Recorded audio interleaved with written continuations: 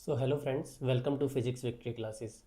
हम हमारे चैनल पर ऑल इंडिया टीजीटी और पीजीटी के फिजिक्स का सिलेबस कवर करेंगे और धीरे धीरे सारे सब्जेक्ट की वीडियोस हमारे चैनल की प्लेलिस्ट पर अपलोड करेंगे। आज का हमारा टॉपिक है कॉम्प्लेक्स एनालिसिस।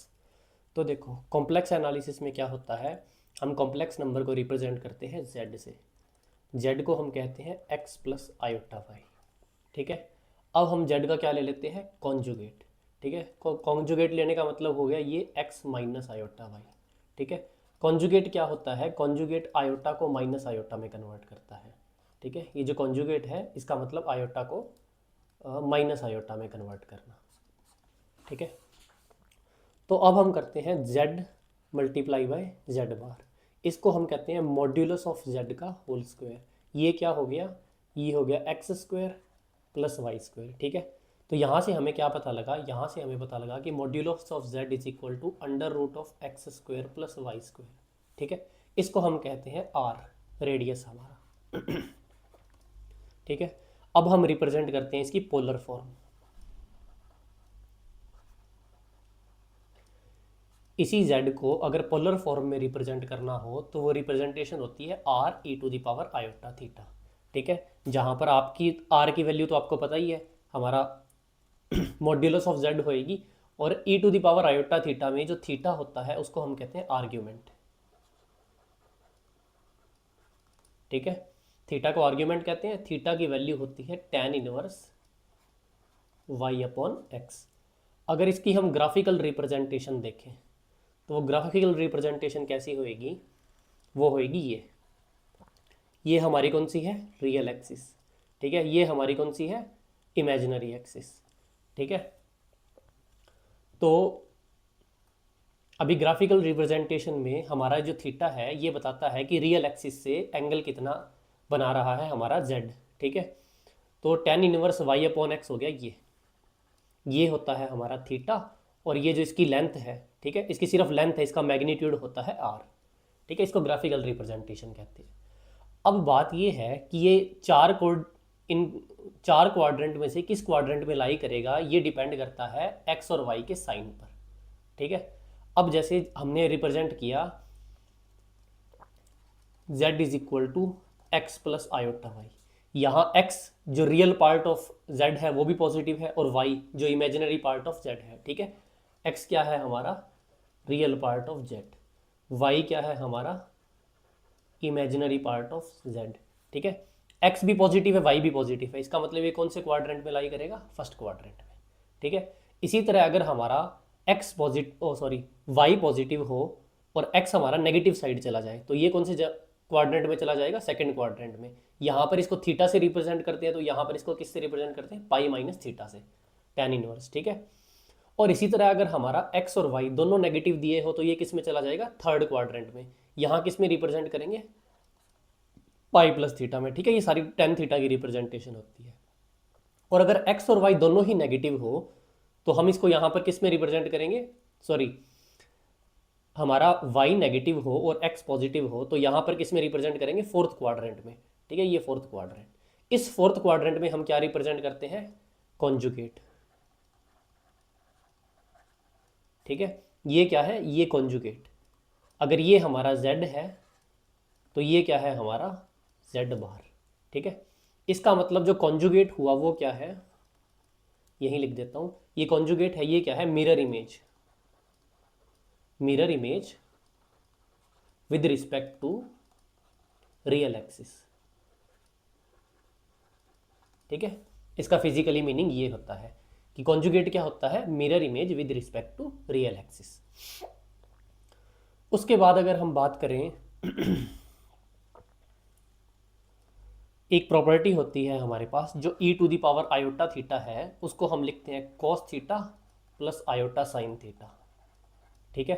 तो z को हम क्या लिख सकते हैं, z को हम लिख सकते हैं r cos theta plus iota r sine theta. इसको हम कहते हैं एक्सपोनेंशियल रिप्रेजेंटेशन। एक्सपोनेंशियल रिप्रेजेंटेशन ये कोई ज़्यादा इंपॉर्टेंट नहीं है, बस एक बार देख लो कि ऐसा भी कुछ होता है। ठीक है। ये पोलर फॉर्म काफ़ी इंपॉर्टेंट होती है, इसको ध्यान रखना। इसमें r निकालना हो कैसे निकालेंगे, under root of x square plus y square, और आर्ग्यूमेंट कैसे निकालेंगे, tan इनवर्स y/x। ये दो इंपॉर्टेंट है, ठीक है, ये दो आपको याद रखना है। इसके बाद अगर हम देखें कि ये जो आयोटा है, ठीक है, इसका प्रैक्टिकली रिप्रेजेंट क्या करता है, ठीक है। तो मान लो कोई भी एक रियल एक्सिस में टर्म थी, मैंने उसको क्या कर दिया, आयोटा से मल्टीप्लाई कर दिया। तो जब मैंने इसको आयोटा से मल्टीप्लाई किया तो ये कहाँ पर रिप्रेजेंट होगी, यहाँ पर, ठीक है। इसको, ये इमेजिनरी एक्सिस है, यहाँ पर लिखूंगा मैं आयोटा इंटू आर। अब मैंने इसको क्या किया, फिर से आयोटा से मल्टीप्लाई कर दिया। तो आयोटा स्क्वायर हमें पता है, आयोटा स्क्वायर क्या होता है, -1।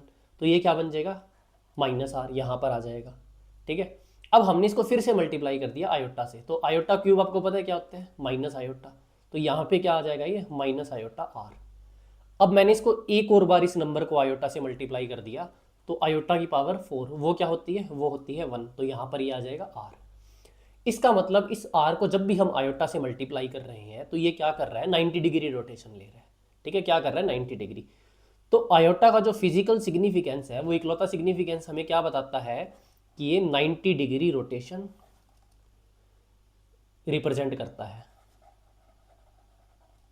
ठीक है। आयोटा क्या करता है, 90 डिग्री रोटेशन को रिप्रेजेंट करता है, ठीक है।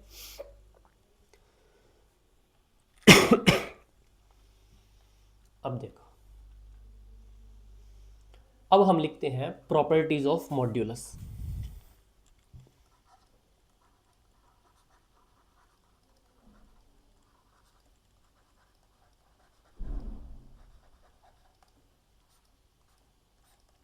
ठीक है, मॉड्यूलस की जो सबसे पहली प्रॉपर्टी है वो होती है Z1 प्लस Z2 का मॉड्यूलस है always less than equal to Z1 का मॉड्यूलस प्लस Z2 का मॉड्यूलस, ठीक है। बहुत कॉमन सेंस वाली प्रॉपर्टी है।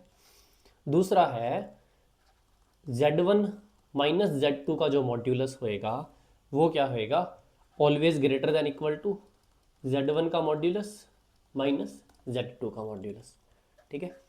तीसरी प्रॉपर्टी है हमारे पास कि जो Z1 डॉट Z2 का जो मॉड्यूलस है वो इक्वल होता है Z1 modulus multiply by Z2 modulus. ये इंपॉर्टेंट प्रॉपर्टी है, इसका हम यूज़ करेंगे। चौथा है Z1 का मॉड्यूलस डिवाइडेड बाय Z2 का मॉड्यूलस इज इक्वल टू, ये होल मॉड्यूलस कर लो, ठीक है। Z1 Z2 का whole modulus is equal to Z1 और Z2 के सेपरेट मॉड्यूलस का डिवीजन, ठीक है। ये चार प्रॉपर्टी है मॉड्यूलस में, इसका हम यूज़ करेंगे एग्जाम्पल्स में। अभी बस प्रॉपर्टी के बाद मैं एग्जाम्पल करवाऊंगा। उसके बाद हम देखते हैं कुछ प्रॉपर्टीज ऑफ आर्ग्यूमेंट, ठीक है। आर्ग्यूमेंट, आर्ग्यूमेंट मतलब हमारा जो थीटा है इसकी क्या प्रॉपर्टीज होती है, ठीक है। तो सबसे पहली प्रॉपर्टी है कि जो argument of Z1 dot Z2 dot Z3 dot Zn है उसको हम सेपरेटली लिख सकते हैं argument of Z1 plus argument of Z2 plus argument of Z3 and plus argument of Zn, ठीक है। इस तरह से लिख सकते हैं आर्ग्यूमेंट को। ये इसकी पहली प्रॉपर्टी हो गई। इसकी सेकंड प्रॉपर्टी है argument of Z1 divide by Z2, ये होगा argument of Z1 minus argument of Z2, ठीक है। तो इसका मतलब आर्ग्यूमेंट की प्रॉपर्टी किसके सिमिलर है, लॉग के सिमिलर है, ठीक है। लॉग में भी हम सिमिलर ऐसी प्रॉपर्टीज को स्टडी करते हैं। तो इसको आप पॉज करके नोट कर लो। अब इन प्रॉपर्टीज पर हम एक दो एग्जांपल कर लेते हैं।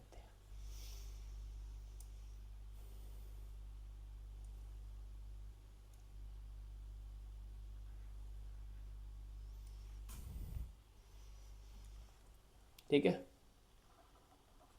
अभी देखो एग्जांपल। तो ये कह रहा है कि एक कॉम्प्लेक्स नंबर था Z, उसको हमने क्या कर दिया, मल्टीप्लाई कर दिया, मल्टीप्लाई बाय 1 प्लस आयोटा से, ठीक है। तो अब ये पूछ रहा है कि ये जो 1 प्लस आयोटा है ये इसको कितने डिग्री से एक तो रोटेट करेगा, ठीक है, पहला क्वेश्चन। और इसी में दूसरा क्वेश्चन है कि मॉड्यूलस में चेंज कितना होगा, चेंज इन मॉड्यूलस, ठीक है, ये बताना है। तो अब देखो इसमें प्रॉपर्टीज का कैसे इस्तेमाल करेंगे। हमने क्या कहा, हमने कहा z को हमने 1 प्लस आयोटा ऐसे मल्टीप्लाई कर दिया, ठीक है। अब आर्ग्यूमेंट, अब अगर इसका हम आर्ग्यूमेंट निकालें, ठीक है, इसका आर्ग्यूमेंट निकालें तो बाय प्रॉपर्टी हम ये लिख सकते हैं argument of z plus argument of 1 plus iota, ठीक है। अब आर्ग्यूमेंट ऑफ z है, ये क्या था, ये ओरिजिनल एंगल था थीटा, ठीक है, कुछ भी थीटा। ये क्या है, ये आर्ग्यूमेंट वो है जो इसको एक्स्ट्रा रोटेट करेगा, ठीक है। ये क्या करेगा, इसको एक्स्ट्रा रोटेट करेगा। अब बस इस आर्ग्यूमेंट की वैल्यू निकालनी है, तो इस आर्ग्यूमेंट की वैल्यू क्या आती है, theta is equal to tan inverse y upon x 1/1। तो ये क्या आ गया 45 डिग्री, ठीक है। ये क्या आ गया हमारा आंसर, इसको मान लो थीटा नोड।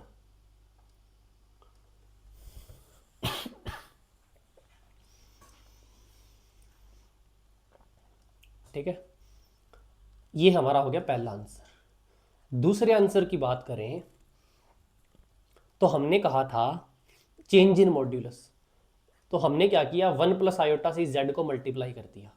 अगर हम इसका टोटल मॉड्यूलस निकाल लें तो बाय प्रॉपर्टी हम इसको क्या लिख सकते हैं, मॉड्यूलस ऑफ z और मॉड्यूलस ऑफ 1 प्लस आयोटा। अब मॉड्यूलस ऑफ z क्या था, ये था ओरिजिनल, इसके साथ ये क्या हो रहा है एक्स्ट्रा मल्टीप्लाई, ये क्या हो रहा है एक्स्ट्रा मल्टीप्लाई, ठीक है। तो इसकी वैल्यू निकालनी है, इसकी वैल्यू क्या आ जाएगी x square plus y square, मतलब 1 प्लस 1 का अंडर रूट, तो इसकी वैल्यू हो जाएगी अंडर रूट 2, ठीक है, जो extra multiply by under root 2, ठीक है।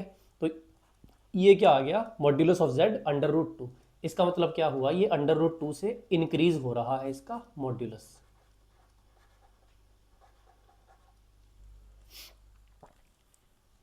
ठीक है। तो ये हमारी दो प्रॉपर्टी आ गई। आपको इस तरह से कोई भी क्वेश्चन आ जाएगा जिसमें एक कॉम्प्लेक्स नंबर दिया होगा और कहा इसको हमने मल्टीप्लाई कर दिया, अब बताओ कि आर्ग्यूमेंट कैसे चेंज होगा और मॉड्यूलस कैसे चेंज होगा।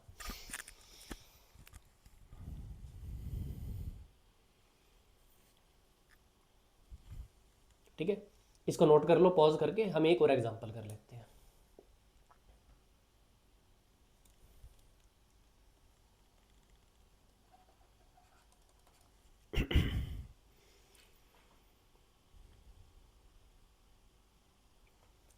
तो इसने कहा है z को हमने मल्टीप्लाई कर दिया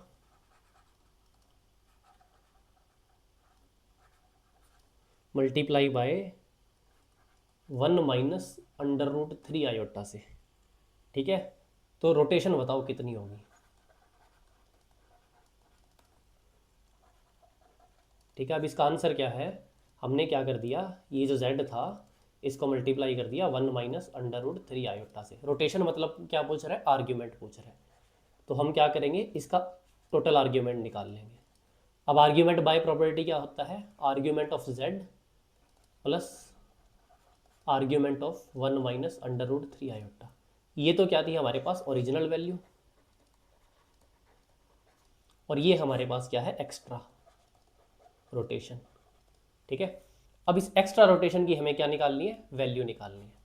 तो इस एक्स्ट्रा रोटेशन की वैल्यू क्या आएगी, theta is equal to tan inverse y upon x, y upon x मतलब tan इनवर्स अंडर रूट 3, ठीक है। तो tan इनवर्स अंडर रूट 3 कितना होता है, ये होता है हमारे पास 60 डिग्री, ठीक है। अब यहाँ पर आप एक चीज़ देखो कि tan इनवर्स 60 डिग्री कौन से प्लेन में आता है, ये कौन सा प्लेन है, इसमें क्या है हमारा x तो क्या है पॉजिटिव, y नेगेटिव, मतलब ये कौन सा है फोर्थ प्लेन में आता है, फोर्थ प्लेन में आता है। इसका मतलब क्या है कि ये देखो हमने ग्राफ में ऐसे रिप्रेजेंट किया, ये हमारा मान लो ओरिजिनल था, ठीक है। इसने क्या कर दिया, इसको 60 डिग्री इधर फोर्थ प्लेन की साइड रोटेट कर दिया। तो मैं या तो इसको लिख दूं 60 डिग्री क्लॉकवाइज, ठीक है, कि 60 डिग्री इधर ले गया, या फिर मैं इसको ये भी कह सकता हूं कि ये 300 डिग्री एंटी क्लॉकवाइज, ठीक है। और इसको क्या लिख सकता हूं मैं 300 डिग्री एंटी क्लॉकवाइज, ठीक है। दोनों ही आंसर सही होंगे, डिपेंड करता है कि आपको ऑप्शन में क्या दे रखा है। अगर आपको ऑप्शन में 60 डिग्री क्लॉकवाइज तो आप समझ गए कि ये इधर वाली साइड 60 डिग्री है, और 300 एंटी क्लॉकवाइज मतलब ये पूरा घूम के ऐसे गया है, ठीक है। तो ये हमारा फोर्थ प्लेन आ गया, तो इसमें ये दो आंसर हम लिख सकते हैं।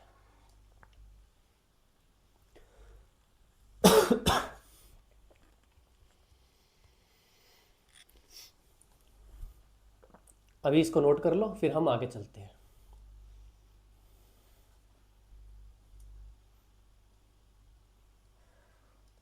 ठीक है, ये हमारा theta is equal to 60 degree, और अगर एंटी क्लॉकवाइज में देखो तो ये है 300 डिग्री। देखो, अब हम देखते हैं कुछ इंपॉर्टेंट फॉर्मूलाज जो हम यूज करेंगे।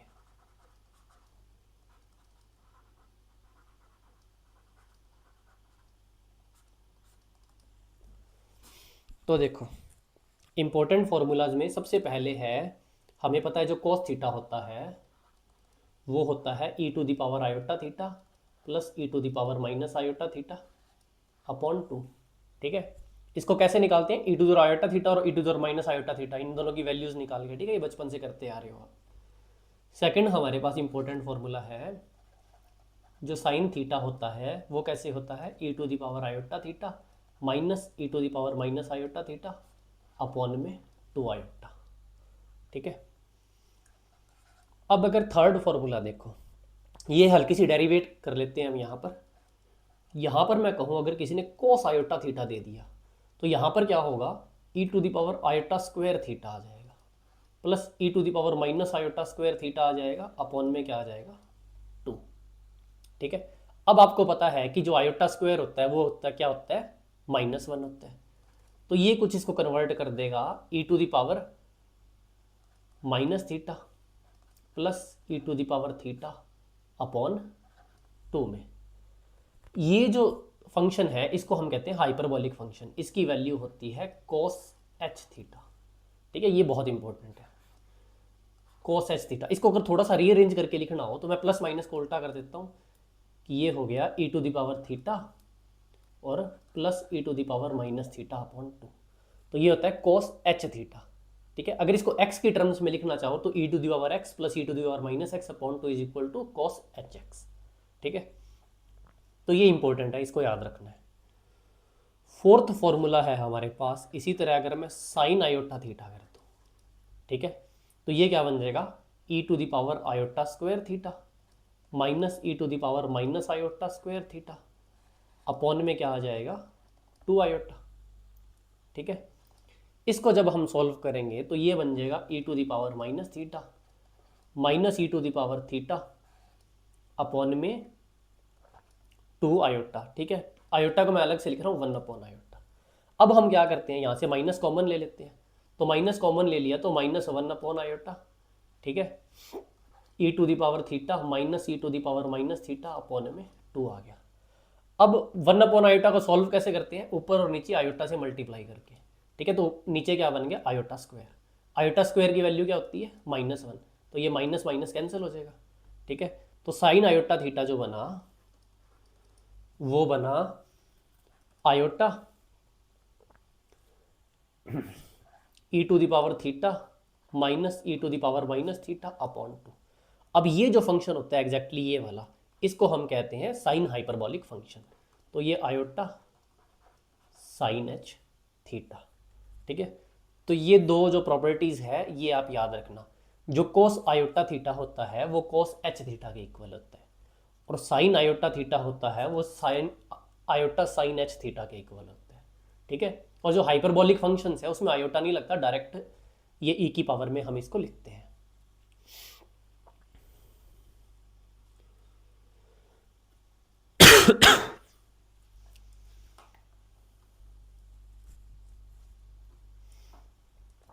ठीक है, यहाँ से हमें क्या पता लगा कि जो cos एच एक्स होता है वो होता है e to the power x plus e to the power minus x upon 2, और जो साइन एच एक्स होता है वो होता है e to the power x minus e to the power minus x upon 2। ठीक है, ये मैंने अलग से लिख दिया अगर किसी को कन्फ्यूज़न ना हो। इसको आप नोट कर लो आराम से, फिर हम आगे चलते हैं।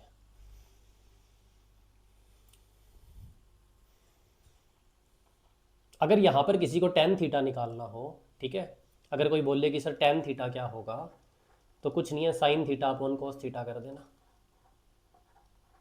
ठीक है, साइन थीटा की वैल्यू यहाँ से लिख दो, कोस थीटा की वैल्यू यहाँ से लिख दो, टेन थीटा आपके पास आ जाएगा। ठीक है, उसके लिए कोई अलग से फॉर्मूला नहीं है।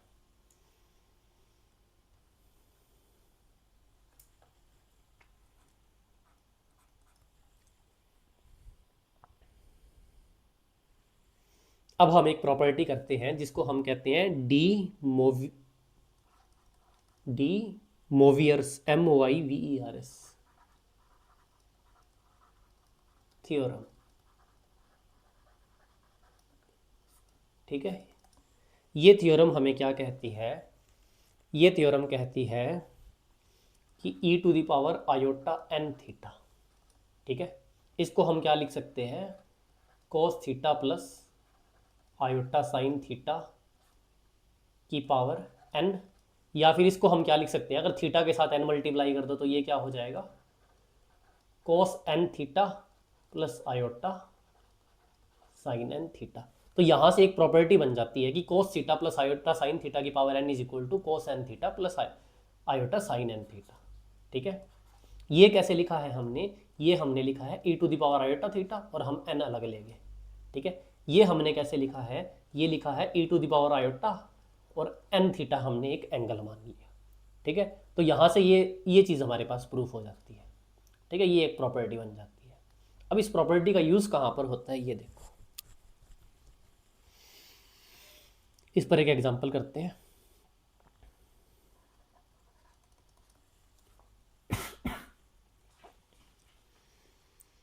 इसने कहा है कि जो z है उसकी वैल्यू है आयोटा√3 -1 की power 100। Then coordinate of point PXY, then coordinate of point PXY। ठीक है, कुछ नहीं है, मतलब इसको आसान भाषा में सॉल्व करना है।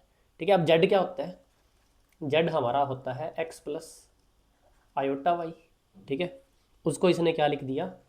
-1 प्लस, एक सेकेंड ना, -1 प्लस √3 की पावर 100। ठीक है, तो अब इसको हम क्या करेंगे? डी मोवियर थ्योरम से सॉल्व करने की कोशिश करेंगे। तो देखो, cos theta plus iota sine theta की कोई भी, थीटा के लिए कोई भी वैल्यू रखो कि वो -1 प्लस आयोटा√3 बन जाए। तो यहाँ से आपको एक चीज़ पता है कि cos थीटा या साइन थीटा की वैल्यू कभी 1 से ज़्यादा नहीं हो सकती, इसके लिए √3 नहीं बन सकता कभी भी। तो हम क्या करते हैं? इसको यहाँ पर 2 से डिवाइड कर देते हैं और 2 से ही मल्टीप्लाई कर देते हैं। ठीक है, तो जो एक 2 होगा वो क्या आ जाएगा? बाहर आ जाएगा 2 की पावर 100 लेके। ठीक है, और नीचे ये 2 की पावर 100 ऐसे रह गई। अब हमें पता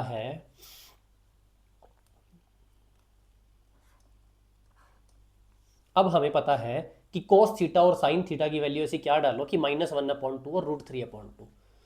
तो हमें पता है देखो कि जो सेकंड प्लेन होता है ये वाला, ये फर्स्ट, ये सेकंड क्वाड्रेंट हो गया, इसमें जो साइन होता है वो क्या होता है? पॉजिटिव, और cos होता है नेगेटिव।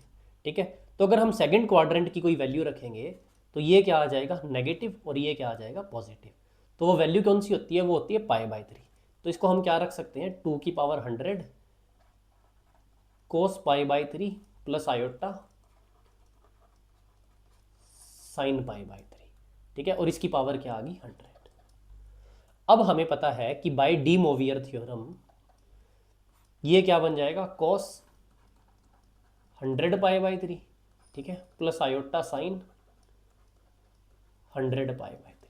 ठीक है, ये डी मोवियर थ्योरम क्या कहती है कि ये जो n है ये क्या होता है? अंदर थीटा के साथ मल्टीप्लाई हो जाता है। तो यहाँ पर 100 था, वो π/3 के साथ मल्टीप्लाई हो गया। ठीक है, अब देखो, अब इसको थोड़ा सा सॉल्व करते हैं। वैसे हालांकि डायरेक्ट ही सॉल्व हो सकता है, लेकिन मैं थोड़ा स्टेप बाय स्टेप लिख देता हूँ। तो ये हो गया cos 33 पाई प्लस π/3, ऐसे लिख सकते हैं इसको।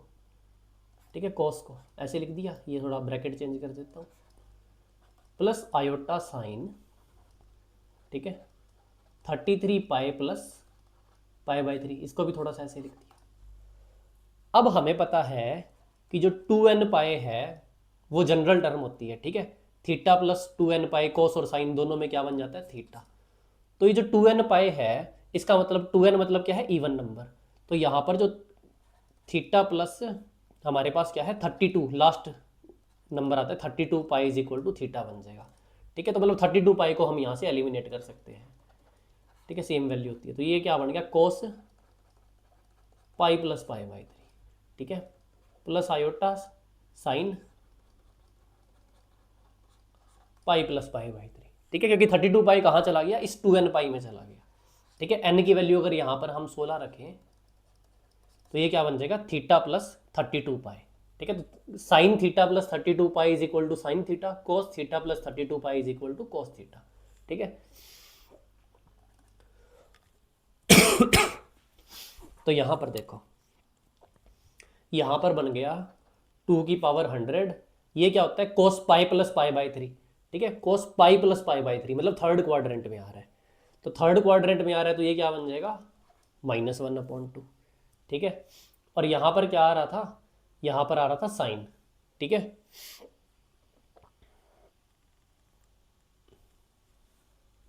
एक सेकंड ना,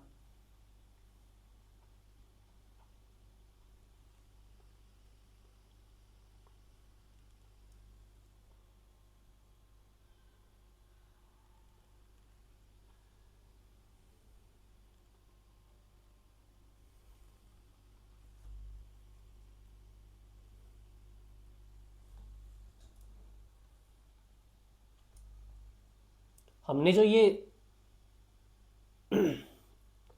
वैल्यूज लिखी थी, cos pi by 3 plus iota sine pi by 3, ठीक है,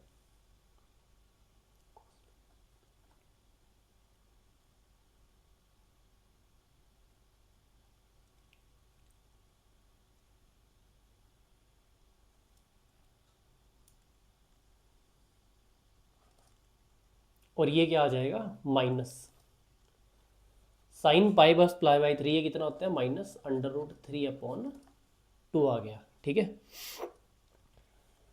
और ये लग गया आयोटा। तो यहाँ से हमें क्या पता लगा, अब यहाँ से हमें पता लगा कि ये 2 बाहर आएगा और ये क्या बन जाएगा, 2 की पावर 99, और ये क्या बन गया, -1 माइनस आयोटा √3, ये क्या आ गया आंसर, ठीक है। तो ये हमारी किसकी वैल्यू आ गई, x प्लस आयोटा वाई की, मतलब x और y की वैल्यू इस तरह आ गई, 2 की पावर 99 अंदर जाके क्या हो जाएगा, मल्टीप्लाई।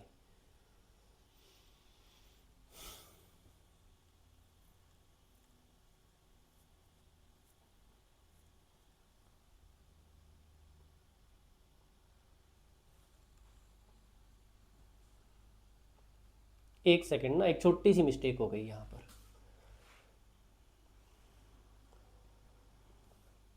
तो बात क्या हुई थी, यहाँ पर -1/2 प्लस आयोटा √3/2 था ना। तो सबसे पहले हम क्या करते हैं, इसको सॉल्व करने के लिए थोड़ा माइनस कॉमन ले ले। अगर यहाँ पर हमने माइनस कॉमन ले लिया, ठीक है, माइनस कॉमन ले लिया, तो -1 की पावर 100 बाहर आ गया और अंदर क्या बचा, 1/2 माइनस आयोटा √3/2, ठीक है। तो इसको फिर सेकंड क्वाड्रेंट में ले जाने की जरूरत नहीं है, यहीं से लिख सकते हैं, ठीक है। तो यही लिखना था। तो यहाँ पर क्या आएगा, माइनस, यहाँ पर क्या आएगा, माइनस, यहाँ पर भी माइनस, यहाँ पर भी माइनस, और ये क्या हो जाएगा, प्लस, ये क्या हो जाएगा, प्लस, ठीक है। तो -1 प्लस आयोटा √3, ठीक है, ये उस इनिशियल उन्हीं टर्म्स में आ गया जो हमें दी थी, ठीक है। तो ये हमारा आ गया आंसर, 2 की पावर 99 एक्स्ट्रा मल्टीप्लाई में।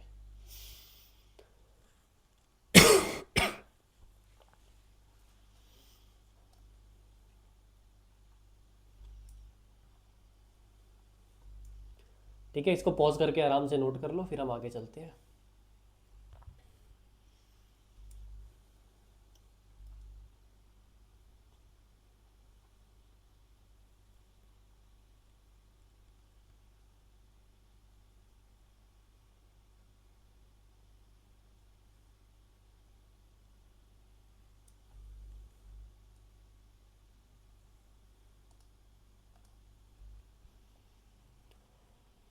ठीक है, अब हम बात करते हैं nth root of complex number की, रूट ऑफ कॉम्प्लेक्स नंबर,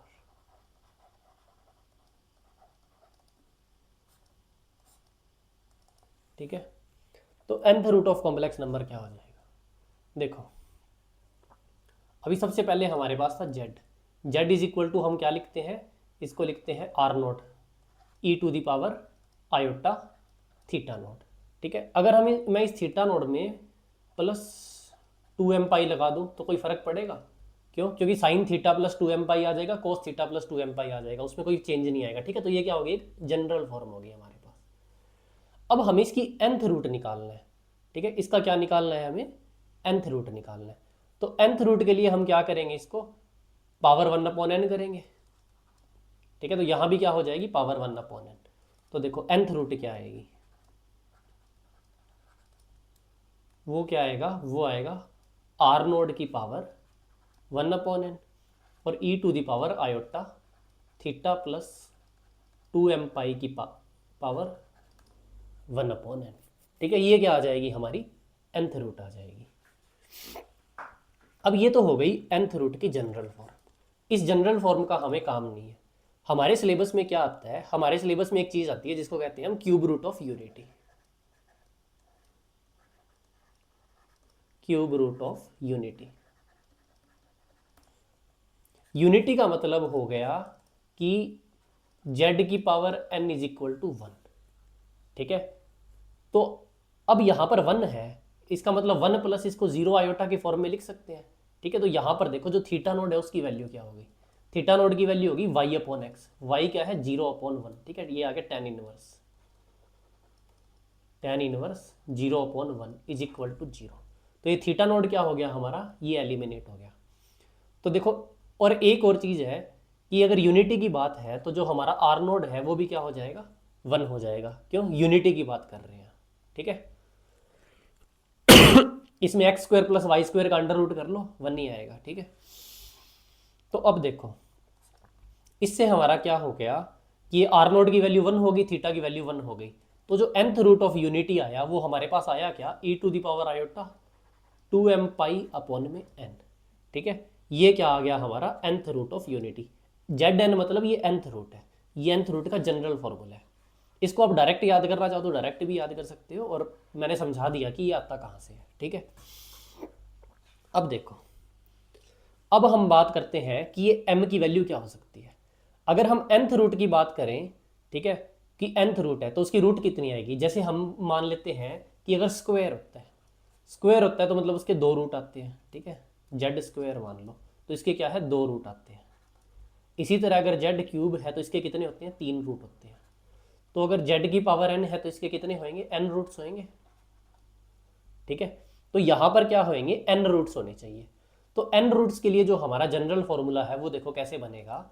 उसमें हम कहेंगे जो m की वैल्यू है ना, वो है फ्रॉम m कहां से कहां तक है, 0 टू n-1 तक है। ठीक है, अब क्यूब रूट ऑफ यूनिटी में क्या है, सबसे पहले हम z0 निकालते हैं। z0 की मतलब m इज इक्वल टू 0। ठीक है, तो वो आता है 1। फिर हम क्या करते हैं, m is equal to 1 put करते हैं। ठीक है, जब हम m is equal to 1 put करेंगे तो ये क्या आएगा, z1 is equal to e to the power iota 2π/3। ठीक है, क्यूब रूट मतलब क्या हो गया, z की power cube is equal to 1 हो गया। ठीक है, n इज इक्वल टू 3 की बात हो रही है यहाँ पर। ठीक है, तो ये क्या आ गया यहाँ पर 3, तो e to the power iota 2π/3। ठीक है, अब e to the power iota 2π/3 का मतलब cos 2π/3 प्लस आयोटा साइन 2π/3। ठीक है, ये क्या हो गया हमारा z1। अब जो cos 2π/3 होता है वो होता है -1/2, और आयोटा साइन 2π/3 होता है वो होता है √3/2, और ये आयोटा।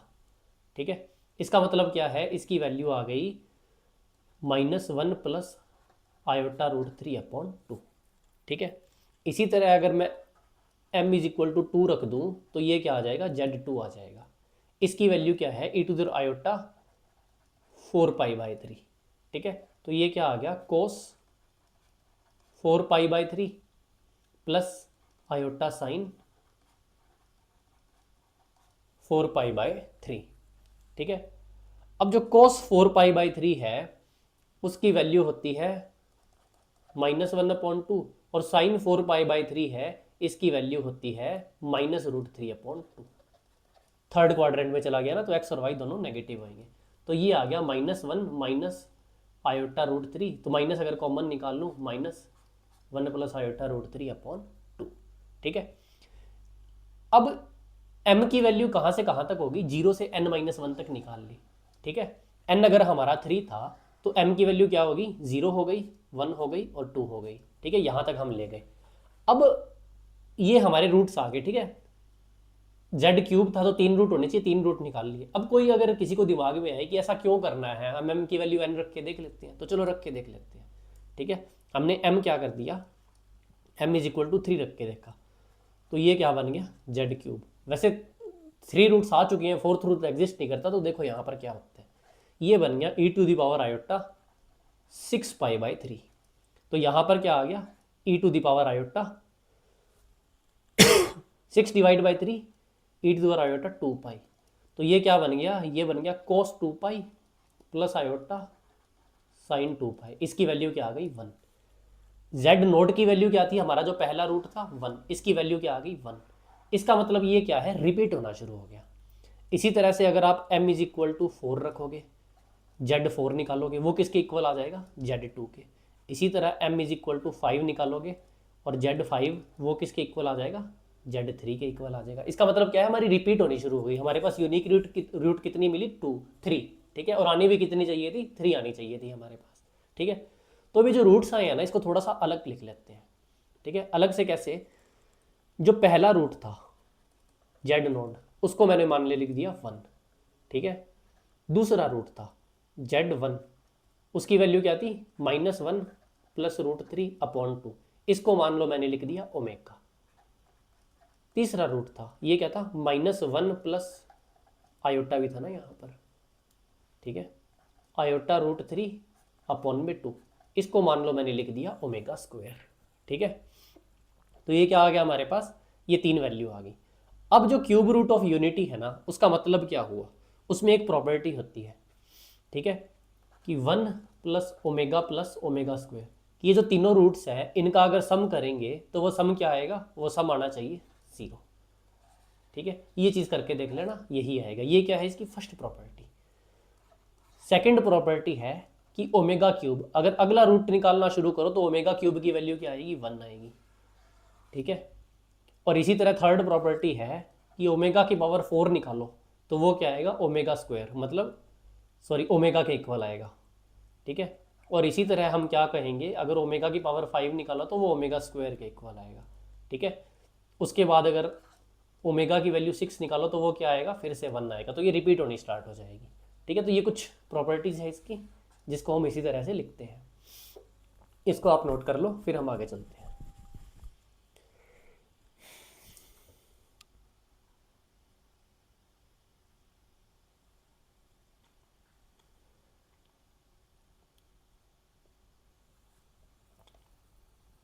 ठीक है, तो हालांकि हमारे सिलेबस में तो वैसे क्यूब रूट ऑफ यूनिटी है, लेकिन अगर कोई nth रूट की बात कर ले यूनिटी की, ठीक है, स्पेशली यूनिटी की, ठीक है, तो वो क्या होगा, z की power n is equal to e to the power iota 2m pi upon n, जहाँ पर m की वैल्यू क्या है, 0 से लेकर n-1 तक। ठीक है, इसके जनरल फॉर्म है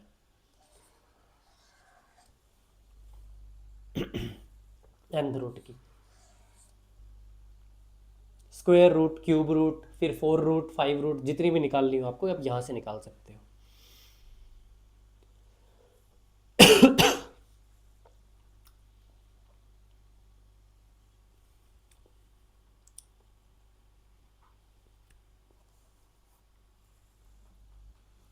ठीक है, अब अगर रूट की बात चली रही है तो एक पर्टिकुलर हमारे पास क्वेश्चन आता है जिसको हम कहते हैं square root of complex number.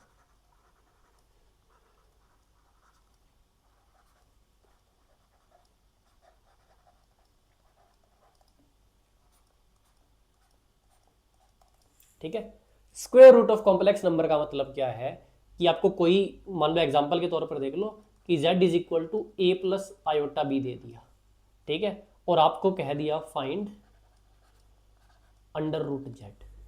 ठीक है, क्या फाइंड करो, अंडर रूट जेड। तो इसको देखो कैसे सॉल्व करोगे। ठीक है, तो हम मान लेंगे let under root z is equal to x plus iota y. ठीक है, ये क्या है, इसका अंडर रूट जेड की वैल्यू। अब यहाँ पर जो x है उसकी एक ट्रिक है, ट्रिक नहीं है मतलब डायरेक्ट फॉर्मूला बता देता हूँ। इसकी वैल्यू होती है कुछ under root a square plus b square plus a और होता है अपॉन में 2। इसी तरह जो y है उसकी वैल्यू होती है under root a square plus b square minus a upon में 2। ठीक है, तो ये क्या आ जाएगा, हमारे पास स्क्वायर रूट आ जाएगा। बस x और y की वैल्यू निकालो, यहाँ पर पुट करो, ये हमारे पास square root of complex number आ जाएगा। ठीक है, इसकी पावर हाफ भी होती है, इसकी पावर हाफ, इसकी भी पावर हाफ। ठीक है, अब इसका एक एग्जांपल करते हैं।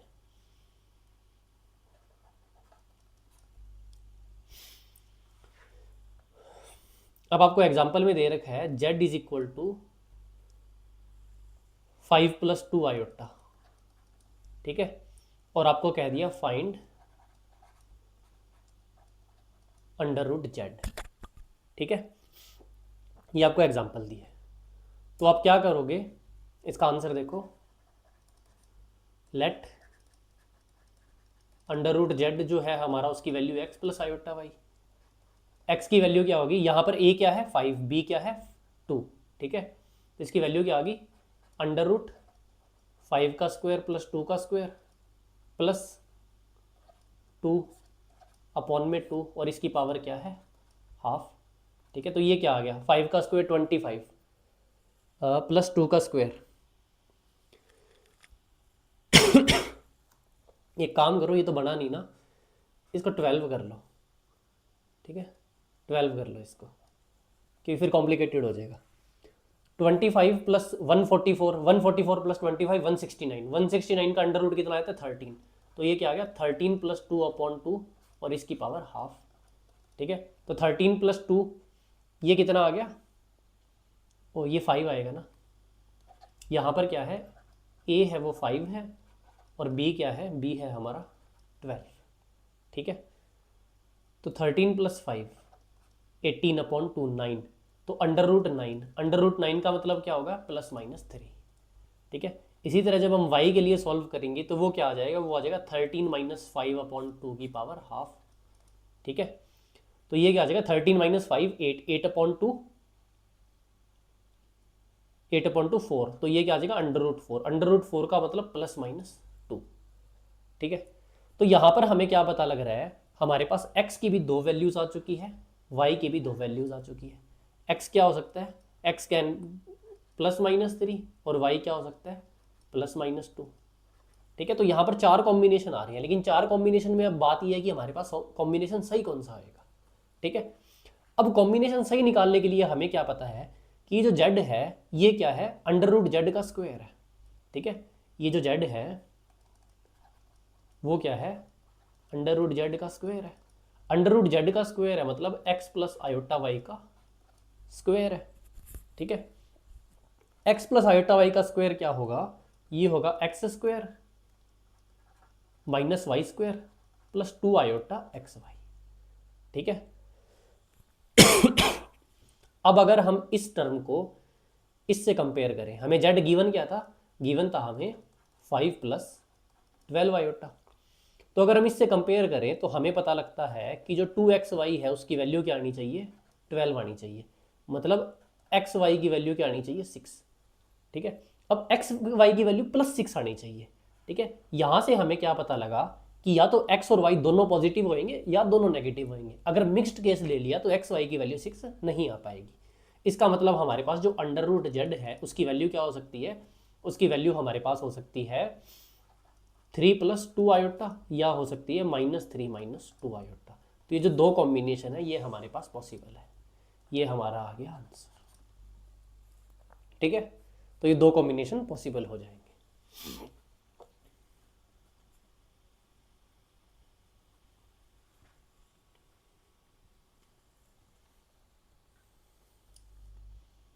इसको नोट कर लो पॉज करके, फिर हम आगे चलते हैं।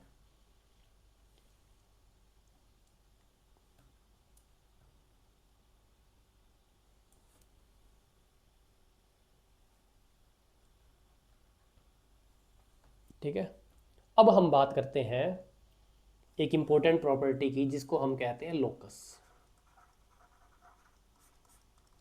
ठीक है, लोकस। तो सबसे पहले एक इसमें एक एग्जांपल कर लेते हैं, ठीक है, फिर अच्छा समझ आएगा।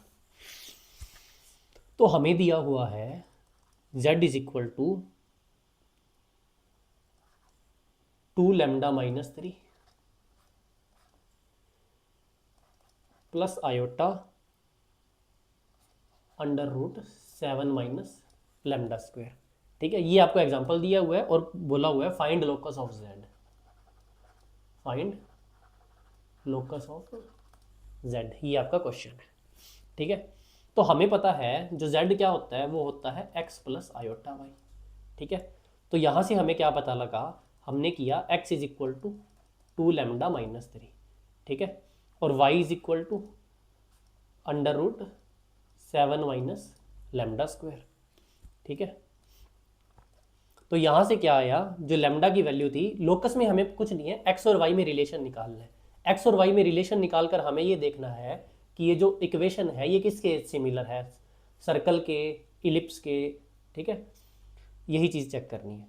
तो यहाँ से लैम्डा की वैल्यू आई x+3/2।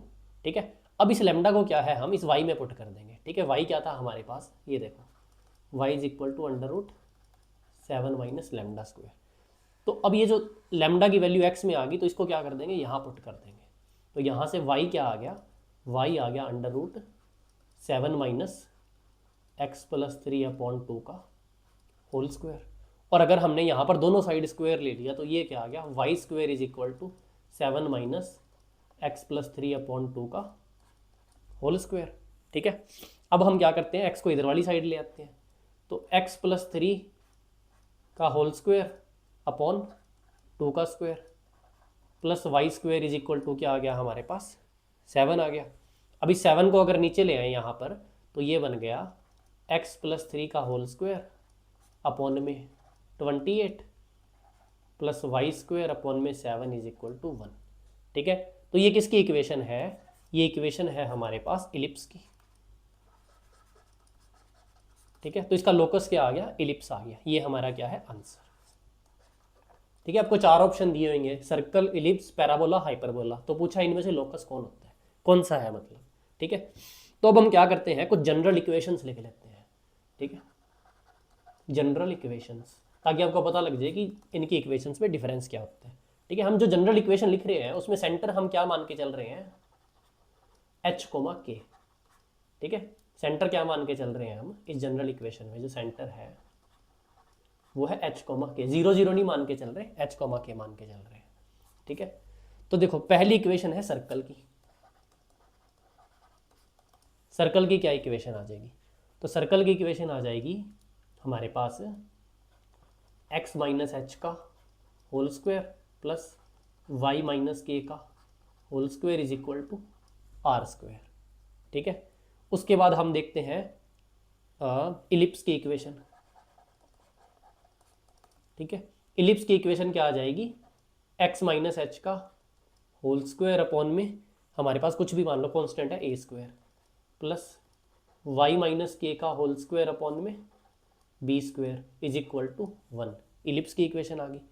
फिर हम किसकी बात करते हैं, हाइपरबोला की। हाइपरबोला की क्या इक्वेशन आ जाएगी, तो वो है x - h का होल स्क्वायर अपॉन a² और यहाँ प्लस की जगह क्या लग जाएगा, माइनस y - k का whole square upon b² is equal to 1। Last में हमारे पास क्या है, पैराबोला।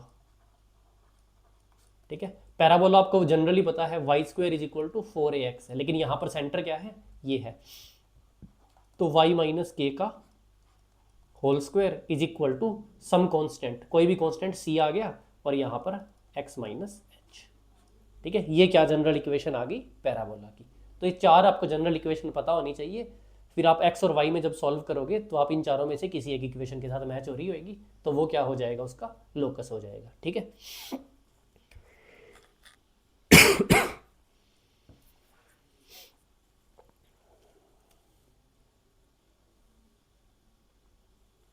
इसको पॉज करके नोट कर लो, हम आगे चलते हैं।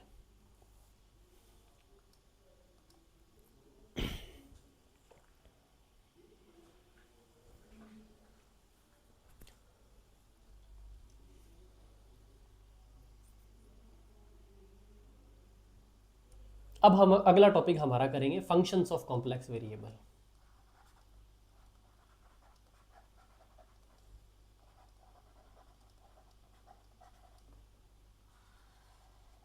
अब तक हम क्या कह रहे थे? अब तक हम कह रहे थे z is equal to x plus iota y. ठीक है, 2 डाइमेंशनल था हमारे पास, बहुत सिंपल चीज थी। अब हम इसका फंक्शन को मैं किससे रिप्रेजेंट करूं? मान लो एफ ऑफ जेड से ही रिप्रेजेंट कर रहा हूं।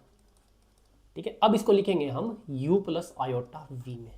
ठीक है, अब यहां पर जो u है वो भी क्या है? Function of x comma y है, और जो हमारा v है वो भी क्या है? Function of x comma y है। ये क्या है? ये real part of f of z है, और ये क्या है?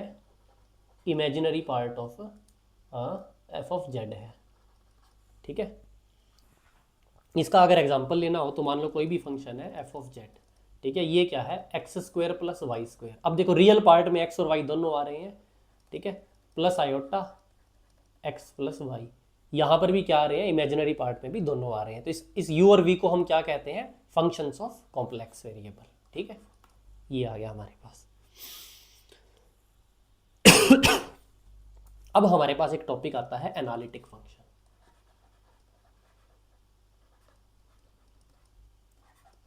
एनालिटिक फंक्शन, तो देखो एनालिटिक फंक्शन क्या होते हैं हमारे पास। ठीक है, तो एनालिटिक फंक्शन सबसे पहले तो ये कोई पूछ सकता है एट एनी पॉइंट, किसी एक पॉइंट पर भी कोई फंक्शन एनालिटिक देख सकते हैं, या फिर हम क्या कहते हैं, कंप्लीट प्लेन में भी किसी फंक्शन को एनालिटिक देख सकते हैं। ठीक है, अब कोई फंक्शन एनालिटिक कब होएगा? उसकी 3 कंडीशन होती है। सबसे पहली कंडीशन क्या होती है कि कोई भी मान लो फंक्शन है एफ जेड, वो एनालिटिक होने के लिए F Z is defined. Defined कहां पर? अगर जेड नोड पर देख रहे हैं तो जेड नोड पर डिफाइन होना चाहिए, और अगर कंप्लीट प्लेन में देख रहे हैं तो प्लेन के हर एक पॉइंट पर डिफाइन होना चाहिए। ठीक है, एफ जेड इज कॉन्टिन्यूस। एक सिंगल पॉइंट पर देख रहे हैं तो सिंगल पॉइंट पर कॉन्टिन्यूस होना चाहिए, पूरे प्लेन में देख रहे हैं तो हर जगह क्या होना चाहिए? एवरी सिंगल पॉइंट पर कॉन्टिन्यूस होना चाहिए। ठीक है, f of z is differentiable.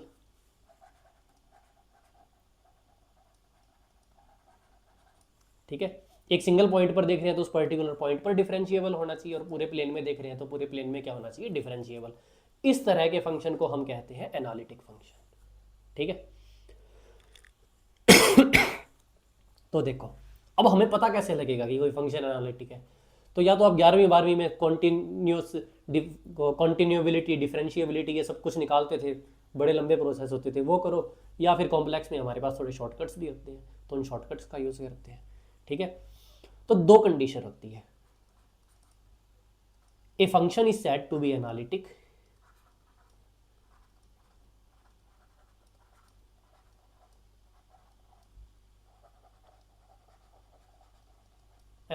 If. ठीक है, सबसे पहले आती है हमारे पास नेसेसरी कंडीशन। नेसेसरी कंडीशन, वो नेसेसरी कंडीशन को हम कहते हैं CR equations, Cauchy Riemann equations. ये CR इक्वेशंस क्या होती है? ठीक है, तो ये होना चाहिए del u upon del x. ठीक है, जो उस फंक्शन का रियल पार्ट है वो del v upon del y के इक्वल होना चाहिए। ठीक है, और दूसरा del u upon del y is equal to minus del v upon del x. ठीक है, ये कंडीशन सेटिस्फाई होनी चाहिए। कोई भी function f of z u plus iota v में। ठीक है, तो अब u को x से पार्शियली डेरिवेट करो, v को y से। ठीक है, अगर ये इक्वल आ गए, और दूसरी u को y से करो और v को x से, तो ये इसके माइनस के इक्वल होना चाहिए। ठीक है, अगर इसको हमने पोलर फॉर्म में देखना है, ठीक है, तो ये आता है del u upon del r is equal to 1 upon r del v upon del theta. ठीक है, और इसी तरह आता है हमारे पास 1 upon r del u upon del theta is equal to minus del v upon del r. ठीक है, ये क्या है? Polar form. पोलर फॉर्म में क्या है, ये कंडीशन सेटिस्फाई करना चाहिए। ये पोलर फॉर्म आने के चांस थोड़े कम होते हैं, नॉर्मल ही आपके पास क्वेश्चन आएगा, क्योंकि पोलर फॉर्म में थोड़ा लेंथी हो जाता है। ये क्या है हमारे पास, कार्टेशियन फॉर्म, ठीक है। तो ये हमारे पास होगी नेसेसरी कंडीशन, ये तो होना ही होना चाहिए। जो सेकंड कंडीशन होती है उसको हम कहते हैं सफिशिएंट कंडीशन, सफिशिएंट कंडीशन। अब उस सफिशिएंट कंडीशन में क्या होता है, सफिशिएंट कंडीशन में हमारे पास del u upon del x, del v upon del x, del u upon del y, del v upon del y, ये सब क्या होना चाहिए, ये सारे के सारे कॉन्टिन्यूस होने चाहिए, ठीक है। ये क्या होना चाहिए, कॉन्टिन्यूस, ठीक है। तो अब नेसेसरी कंडीशन तो हमें पता लग गया कि हम आराम से निकाल सकते हैं, ठीक है, सिंपल मैथमेटिक्स करनी है। लेकिन कॉन्टिन्यूस निकालने के लिए फिर माथापच्ची करनी पड़ती है, ठीक है। तो हम क्या करते हैं, हम इस सेकंड कंडीशन की जगह एक और कंडीशन ले आते हैं, ठीक है। अब हम सेकंड कंडीशन चेक नहीं करेंगे, ठीक है। सेकंड कंडीशन को हम क्या करते हैं, एलिमिनेट। एलिमिनेट कैसे करेंगे, हम एक नई कंडीशन चेक करेंगे जिसको हम कहते हैं हार्मोनिक कॉन्जुगेट, ठीक है। हम क्या कहते हैं, हार्मोनिक कॉन्जुगेट, हार्मोनिक कॉन्जुगेट, ठीक है। अब ये हार्मोनिक कॉन्जुगेट क्या भला होती है, ये देखो। तो हार्मोनिक कॉन्जुगेट क्या कहता है, या फिर हम हार्मोनिक फंक्शन ही देख लेते हैं ना एक बारी। हार्मोनिक फंक्शन, हार्मोनिक फंक्शन क्या होते हैं, हार्मोनिक फंक्शन वो फंक्शन होते हैं जो करते हैं satisfy Laplace equation. Laplace equation, Laplace equation क्या होती है हमारे पास, डेल स्क्वेयर, ये नहीं, ये होती है del square is equal to zero, ठीक है। अब हमारा डेल स्क्वेयर क्या होता है, डेल स्क्वेयर होता है del square upon del x square plus del square upon del y square plus del square upon del z square. 2D है तो एक्स वाई आ जाएगा, 3D है तो एक्स वाई जेड आ जाएगा, जितने डायमेंशन है उतना वो आता रहेगा, ठीक है। अब देखो, अब हार्मोनिक कॉन्जुगेट क्या होते हैं,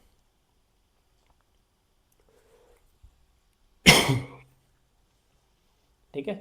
हार्मोनिक कॉन्जुगेट का मतलब यहां होता है,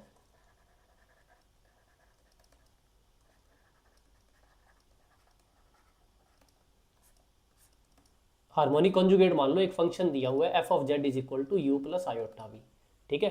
तो यहां पर क्या होना चाहिए, यहां पर del square u is equal to zero होना चाहिए and del square v is equal to zero होना चाहिए, ठीक है। ये हम निकाल ले हैं for sufficient condition, sufficient condition, ठीक है। अब हम क्या करेंगे, ये नहीं देखेंगे, इसको भूल जाओ। अब हम पहला क्या करेंगे, पहली हम सी आर इक्वेशन चेक किया करेंगे, ठीक है। और दूसरा हम हार्मोनिक कॉन्जुगेट चेक करेंगे, ठीक है। अगर ये दो चीज़ फॉलो हो रही है तो हमारा फंक्शन क्या है, एनालिटिक फंक्शन है, ठीक है। अब इसको एक काम करो, नोट कर लो पॉज करके आराम से, फिर हम एग्जाम्पल करते हैं।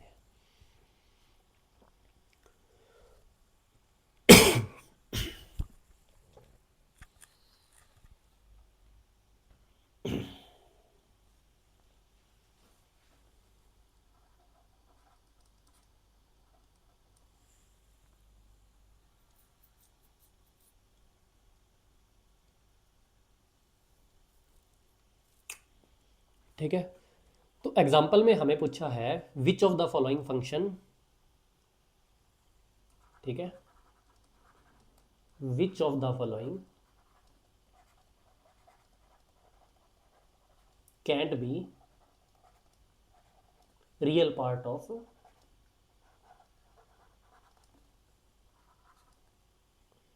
कॉम्प्लेक्स एनालिटिक फंक्शन,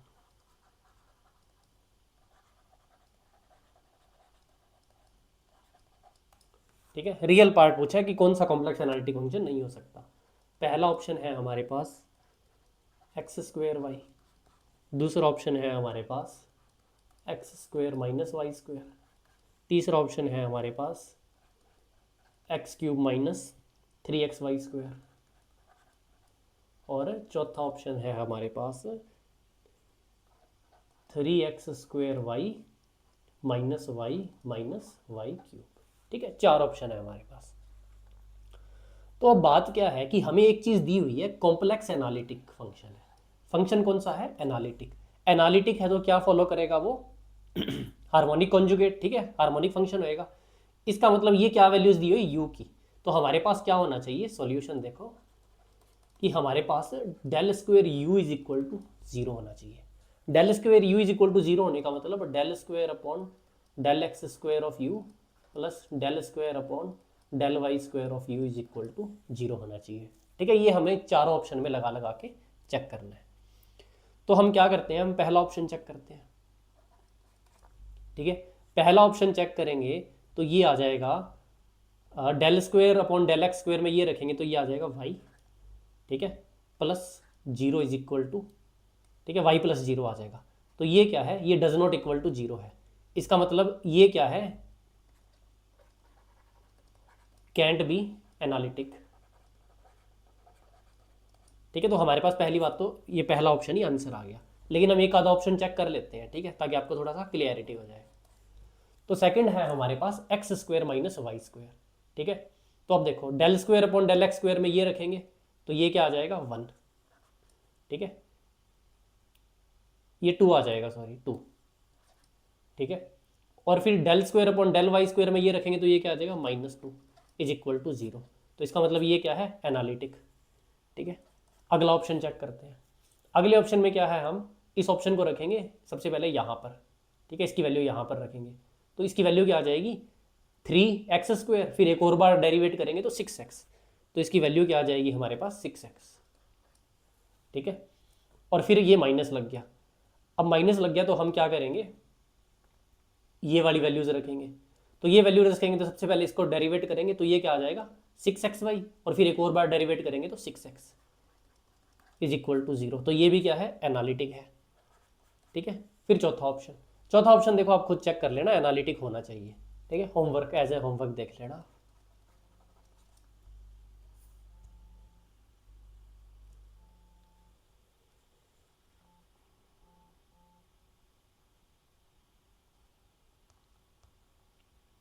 ठीक है, इसको नोट कर लो फिर हम आगे चलते हैं।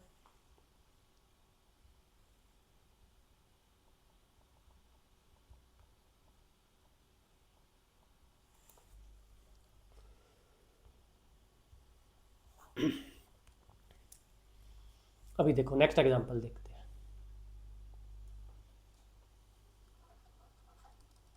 ठीक है, आपको अगर नहीं समझ आया तो आप एक एक स्टेप करके देखो, वहाँ पे यू की वैल्यू रख के देखो, आपको पता लग जाएगा।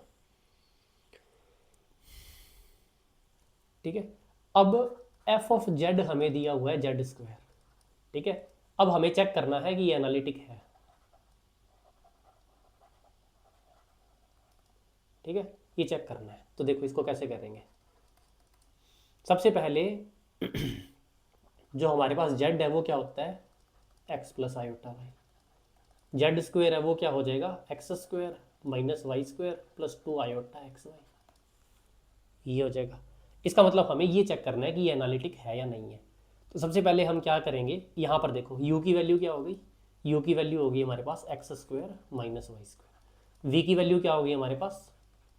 To x Y. तो सबसे पहले हम क्या करेंगे? C R equation, Cauchy Riemann equation. अब जब सी आर इक्वेशन लगाएंगे तो वहाँ पर क्या है? Del u upon del x. ठीक है, इसकी वैल्यू क्या है? Two x. ठीक है, फिर हमें क्या करना है? Del v upon del y, इसकी वैल्यू भी क्या है? Two x. तो सी आर इक्वेशन सेटिस्फाई पहली। दूसरी क्या थी? Del u upon del y, तो ये क्या है? Minus two y. Del v upon del x, ये क्या है? Plus two x. ठीक है, तो हमारे पास del u upon del y क्या आ गया? Minus del v upon del x आ गया, तो ये भी क्या होगी? सेटिस्फाई हो गई इक्वेशन। ठीक है, ये माइनस आना चाहिए ना, वही तो सी आर इक्वेशन में लिखा हुआ था, del u upon del y is equal to minus del v upon del x, एक दूसरे के नेगेटिव होने चाहिए। फिर हम चेक करते हैं हार्मोनिक। ठीक है, हार्मोनिक में क्या होना चाहिए? Del square u is equal to zero. ठीक है, इसका मतलब del square upon del x square of x square minus y square. ठीक है, minus del square upon del y square of plus x square minus y square. तो ये क्या आ जाएगा? टू माइनस टू, ये है ज़ीरो। ये सही है। फिर डेल स्क्वायर वी भी जीरो होना चाहिए, इसका मतलब del square upon del x square of 2xy plus del square upon del y square of 2xy। ये भी क्या है, ज़ीरो, क्योंकि इसको दो बार पार्शियली डिफ्रेंशिएट करेंगे ज़ीरो हो जाएगा, ये भी ज़ीरो हो जाएगा। ठीक है, इसका मतलब क्या है, जेड स्क्वायर इज एनालिटिक। ठीक है, ये हमारे पास आ गया आंसर। तो मैंने एक बस सिंपल क्वेश्चन करके दिखा दिया आपको कि एनालिटिक कोई चेक करना है तो कैसे करते हैं। इसको आप नोट कर लो, फिर हम आगे चलते हैं।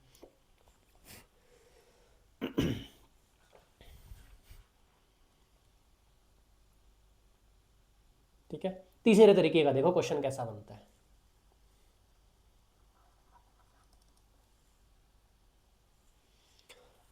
अब इसने दिया हुआ है कि एफ ऑफ एक्स वाई, ठीक है, वो क्या दिया है हमें, ये देखो, ये दिया है 1 + x + y। ठीक है, 1 + x - y plus a of x square minus y square -1। ठीक है, और ये है साथ में plus 2 iota y 1 - x - ax। ठीक है, ये हमें एक फंक्शन दिया है और कहा है कि ये जो एफ एक्स वाई है ना, ये एनालिटिक है। ठीक है, ये क्या है, एनालिटिक है। Find value of a, find value of ए।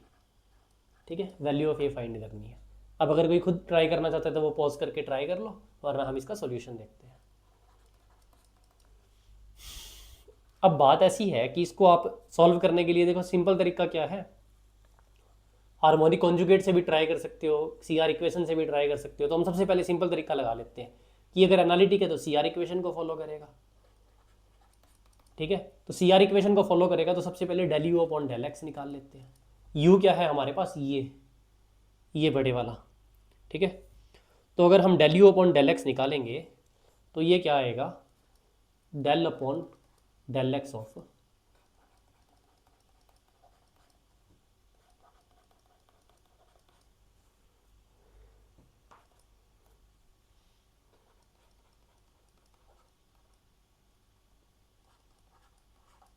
ये पूरा करना है। ठीक है, तो जब इसको सॉल्व करेंगे तो ये क्या आएगा, देखो सबसे पहले आ जाएगा हमारे पास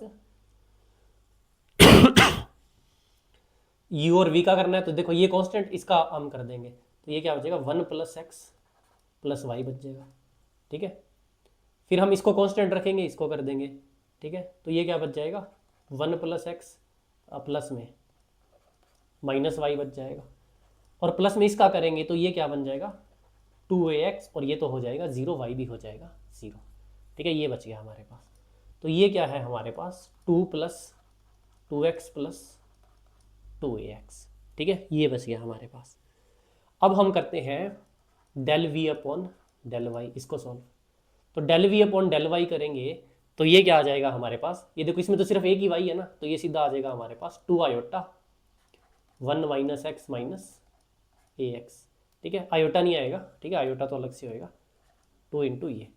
तो अब हमें क्या करना है, del u upon del x equal होना चाहिए del v upon del y के।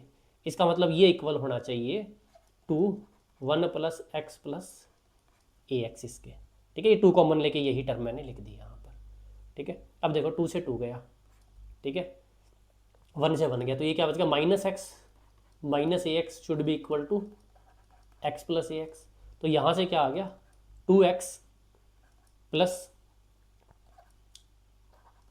2ax is equal to 0। ठीक है, तो यहाँ से क्या आ गया, 2ax is equal to -2x, तो a की वैल्यू क्या आ गई, -1। ये हमारा क्या हो गया आंसर। इसको पॉज करके नोट करो, फिर हम आगे चलते हैं।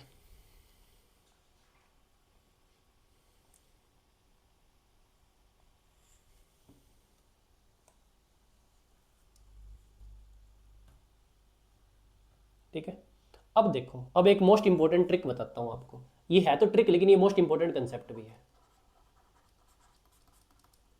ठीक है, इसको नोट डाल के लिख लेना। नोट, ये 500 का नोट है, बहुत इंपॉर्टेंट नोट है ये। तो ये क्या कहता है कि जो पॉजिटिव इंटीजर पावर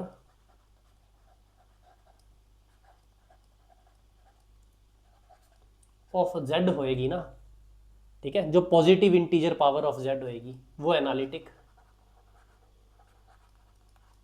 होएगी। ठीक है, जरूरी नहीं है होएगी, लेकिन चांसेस होएंगे। ठीक है, अगर पॉजिटिव इंटीजर ना हो, ठीक है, फ्रैक्शन पावर आ जाए,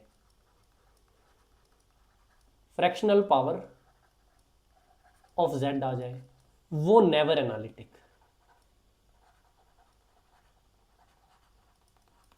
ठीक है, ये पहला पॉइंट है मेन हमारे पास। दूसरा पॉइंट है एनी पावर ऑफ जेड बार, ये भी क्या है, नेवर एनालिटिक। ठीक है, अब इसको थोड़ा सा ना करेंगे तब समझ आएगा। ठीक है, एग्जाम्पल करते हैं इस पर, 2-3 एग्जाम्पल करेंगे, बहुत इंपॉर्टेंट है ये क्वेश्चन, आता है पीजीटी में तो बहुत ज़्यादा चांसेस होते हैं क्वेश्चन आने के। तो देखो, अब मैंने एक एग्जाम्पल ले लिया, हमें देखा है f of z is equal to z bar का स्क्वायर। ठीक है, तो चेक करना है कि एनालिटिक है नहीं है। तो या तो आप एक काम करो, सबसे पहले जेड बार निकालो, एक्स माइनस आयोटा वाई, फिर इसका स्क्वायर करो, फिर उसमें सी आर इक्वेशन लगाओ, फिर उसमें हार्मोनिक कॉन्जुगेट देखो, इतना कुछ करो। या फिर हमें सीधी बात पता है कि अगर कोई भी पावर ऑफ जेड बार है वो नेवर एनालिटिक है, तो ये क्या है, नॉट एनालिटिक। ठीक है, अब एक और एग्जांपल करते हैं, ये थोड़ा अच्छे लेवल का एग्जांपल है। ठीक है,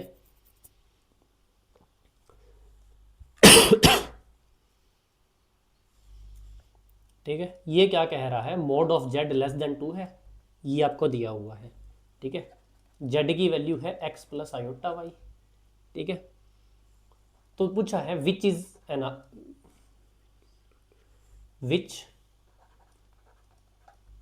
एनालिटिक फंक्शन ऑफ जेड। ठीक है, 4 ऑप्शन दिए वो आपको, 4 ऑप्शन में देख के बताना है। देखो,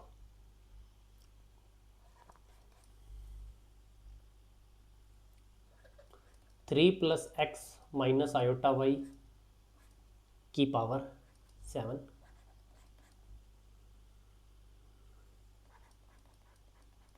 1 plus x plus iota y की पावर 4, और ये 7 minus x minus iota y cube. Third option साथ साथ में आप करने की भी ट्राई करो। ठीक है, x plus iota y minus 1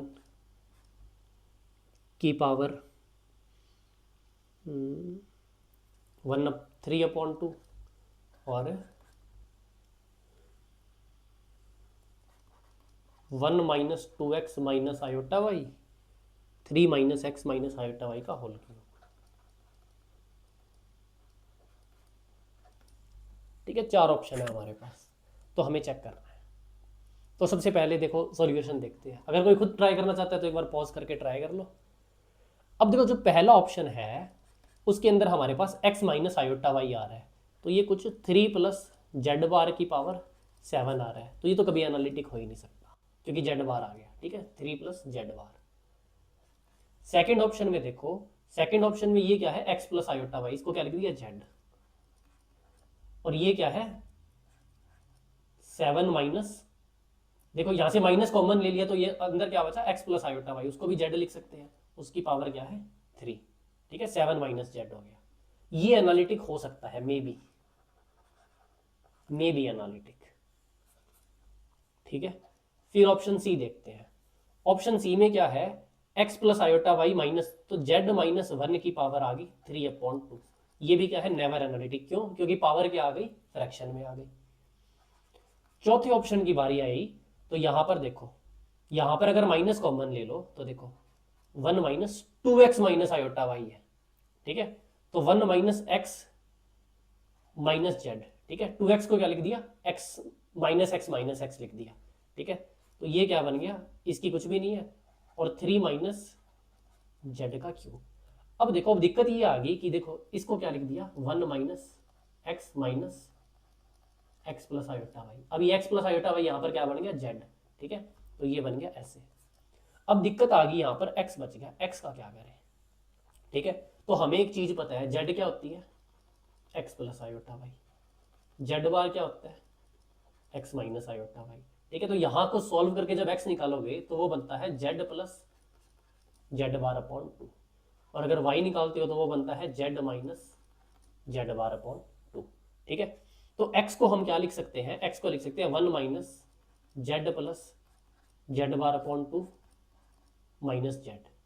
ठीक है, और ये मल्टीप्लाई में आ गया 3 माइनस जेड का होल क्यूब। ठीक है, इसका मतलब यहाँ पर क्या आ रहा है, जेड बार की पावर तो आ रही है, जेड बार की पावर आ रही है, तो ये क्या होगा, कभी भी एनालिटिक नहीं होगा। इसका मतलब हमारा सही ऑप्शन कौन सा हो गया, बी सही ऑप्शन हो गया, क्योंकि ये इकलौता है जो एनालिटिक हो सकता है, तो मतलब यही चारों में से एनालिटिक होएगा। तो हमारा आंसर क्या आ गया, बी आ गया। ठीक है,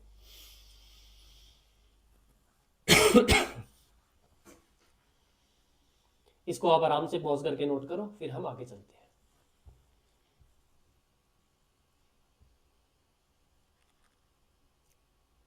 इसी तरीके का एक और एग्जांपल करते हैं।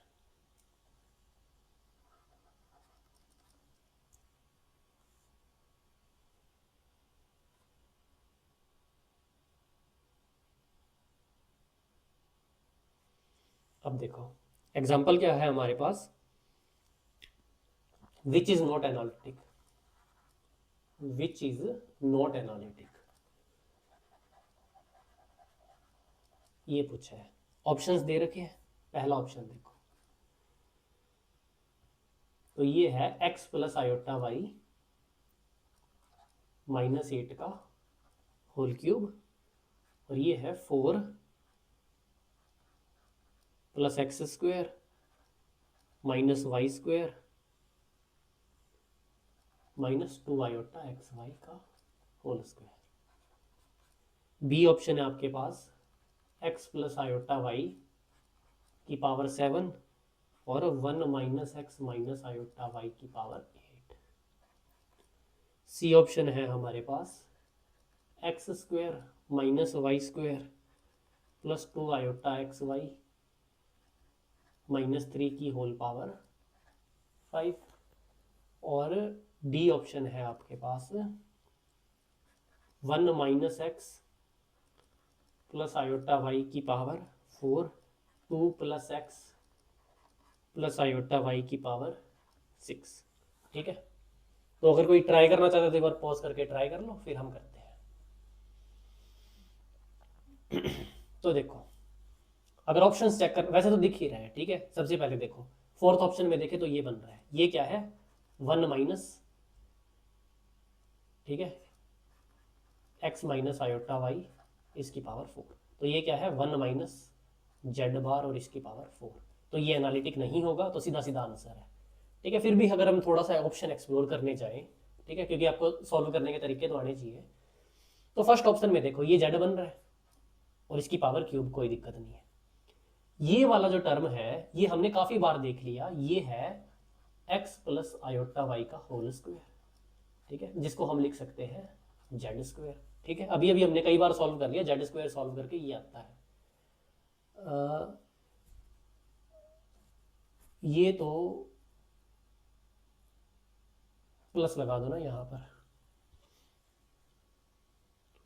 हाँ हाँ ठीक है, प्लस लगा दो ना यहाँ पर, अब बन जाएगा।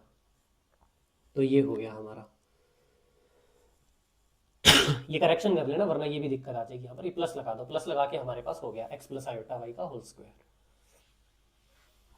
ठीक है, ये क्या है, ये भी जेड है, और ये क्या है, ये 1 माइनस जेड की पावर 8 है, ये भी सही है।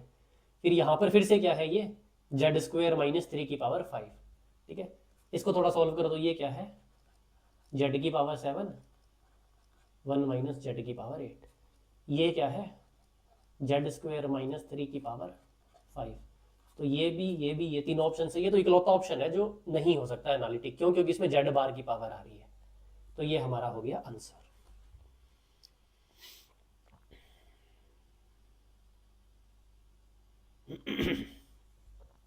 ठीक है, अब एक और एग्जांपल कर लेते हैं।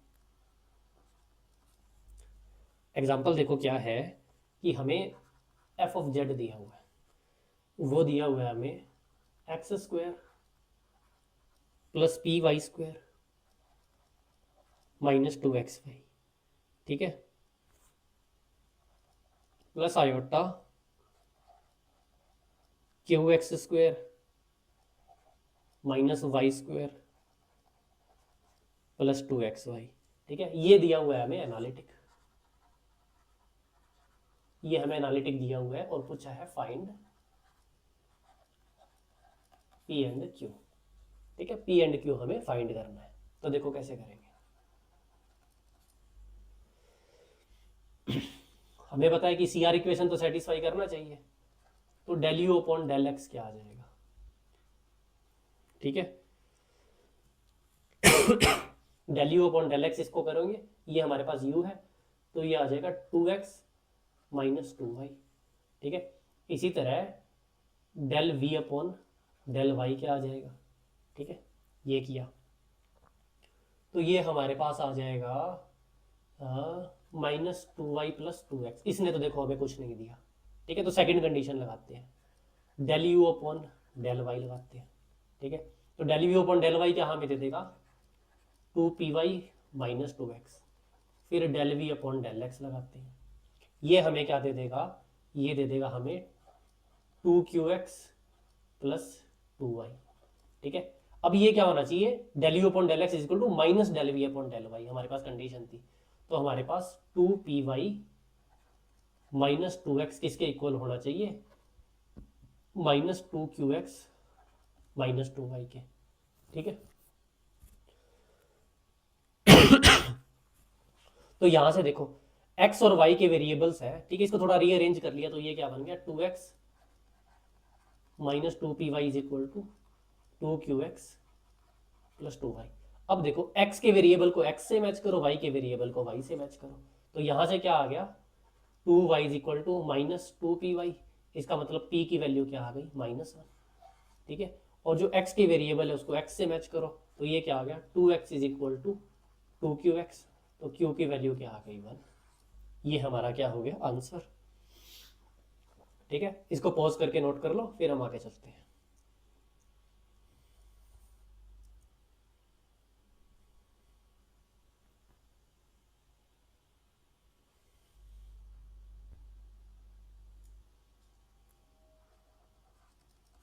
अब देखो हमारे पास एग्जाम्पल, अब एग्जाम्पल है if f of z is equal to 1/2 ln x square plus y square, ठीक है, plus iota tan inverse alpha x upon में वाई, और ये क्या है हमें दिया हुआ है एनालिटिक, ये क्या दिया हुआ है एनालिटिक, और हमें पूछा है फाइंड अल्फा, अल्फा फाइंड करो, ठीक है। तो अल्फा कैसे फाइंड करेंगे, देखो वही सी आर इक्वेशंस लगाएंगे, तो सी आर इक्वेशन कैसी होगी, ठीक है, अगर कोई ट्राई करना चाहता है तो पॉज करके ट्राई कर लो, del u upon del x, अब यू क्या है ये, ठीक है, तो ये क्या आ गया 1/2 del upon del x of l n x square plus y square, ठीक है। अब एल एन का क्या होता है 1/x, ठीक है, तो ये क्या आपके पास 1/2, तो 1/x square plus y square, और यहाँ पर फिर क्या आ जाएगा del upon del x of x square plus y square, ठीक है। ये मैं स्टेप बाय स्टेप नहीं करूंगा, बच्चों की तरह 8वीं 10वीं में यही करते थे आप, ठीक है। तो ये क्या आ जाएगा ऊपर 2x, तो ये 2 से 2 cancel, x upon x square plus y square आ गया हमारे पास, ठीक है। अब हम निकालते हैं del v upon del y, ठीक है, तो ये क्या है del upon del y of tan inverse alpha x upon में वाई। अब इनवर्स ट्रिग्नोमेट्रिक फंक्शन है, टेन इनवर्स एक्स का देखो मैं यहाँ लिख देता हूँ, और derivative of tan inverse x d upon d x of tan inverse कुछ भी है मान लो, टेन इनवर्स वो क्या होता है 1/, टेन इनवर्स ए एक्स लिख लो, तो ये 1/a एक्स स्क्वायर प्लस ए स्क्वायर, ठीक है, इस तरह होता है ये।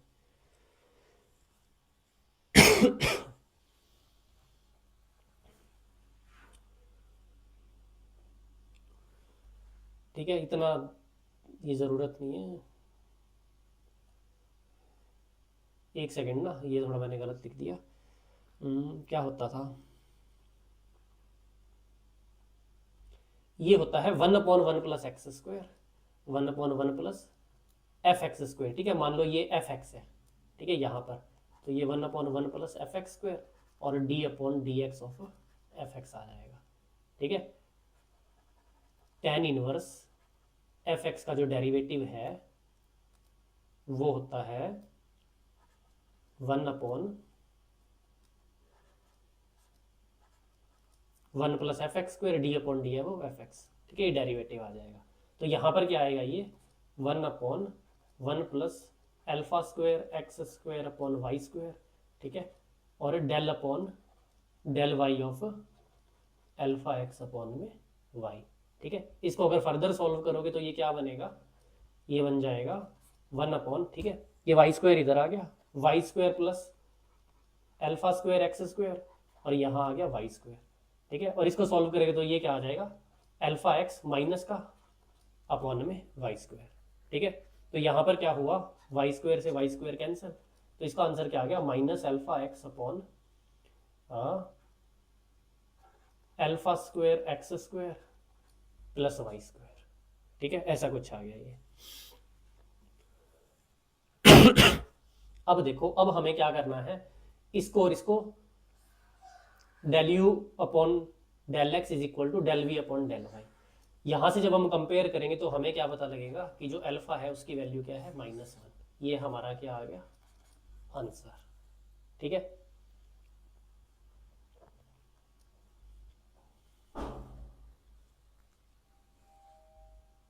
ठीक है, ये हमारा d/dx टेन इनवर्स का, पहले मैंने जो फॉर्मूला लिख दिया था वो इंटीग्रेशन का लिख दिया था, डिफरेंशिएशन का ये होता है।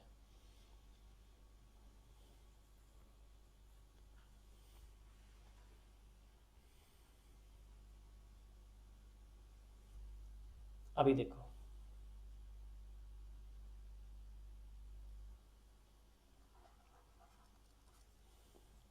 अब एक लास्ट एग्जांपल करते हैं जो थोड़ा सा सोचने वाला है, ठीक है, दिमाग लगाना है हल्का सा। हमें दिया हुआ है ln ऑफ x, ठीक है, और इसने कहा है x लेस देन 0, ठीक है, तो ये ln ऑफ x क्या होगा, पहला ऑप्शन है प्योर रियल, दूसरा ऑप्शन है प्योर इमेजिनरी, तीसरा ऑप्शन है कॉम्प्लेक्स, और चौथा ऑप्शन है नॉट डिफाइंड, ठीक है। ln ऑफ नेगेटिव एक्स, वैसे बचपन से पढ़ा हुआ ln of negative x not defined होता है, लेकिन थोड़ा सा अगर अब कॉम्प्लेक्स, जब हम कॉम्प्लेक्स नंबर्स पर आएंगे तो अब इसकी वैल्यू देखते हैं कैसे होती है, ठीक है। तो इसको हम एक एग्जांपल लेके सॉल्व करते हैं, ठीक है। मान लो x लेस देन 0 है, तो मान लो x की वैल्यू है -1, ठीक है, x की वैल्यू क्या है, -1 है। अब देखो, अब जब इसकी वैल्यू -1 है तो इसको हम क्या लिख सकते हैं, ln ऑफ -1 को क्या लिख सकते हैं, -1 को हम लिख सकते हैं e to the power iota pi. वैसे ये बहुत जगह काम आएगा, आप याद रखना, ये कैसे होता है, देखो e to the power iota pi होता है हमारे पास cos pi plus iota sine pi, cos pi की वैल्यू होती है -1, आयोटा साइन पाई की वैल्यू होती है 0, तो ये खत्म हो जाता है, तो इस तरह e to the power iota pi -1 आता है। ये हम क्वांटम मैकेनिक्स में भी और काफ़ी जगह ये यूज़ करते हैं कि e to the power iota pi -1 होता है, ठीक है, ये याद रखना है आपको, e to the power iota pi और मल्टीप्लाई बाई, इसको 1 मत करो, इसको 2 कर लो, ठीक है, मल्टीप्लाई बाई 2। अब हमें पता है कि लॉग की एक प्रॉपर्टी होती है, log x y क्या होता है, log x plus log y, तो इसको थोड़ा फैला के लिख दो, ln of e to the power iota pi plus ln of 2। अब हमें पता है ln of e to the power something क्या होता है, iota pi plus ln of 2, तो ये क्या बन गया, ये एक रियल पार्ट बन गया, ये एक इमेजिनरी पार्ट बन गया, तो ये क्या बन गया, एक कॉम्प्लेक्स पार्ट, ठीक है। तो हमारा ऑप्शन क्या हो जाएगा, सी ऑप्शन सही हो जाएगा, ठीक है।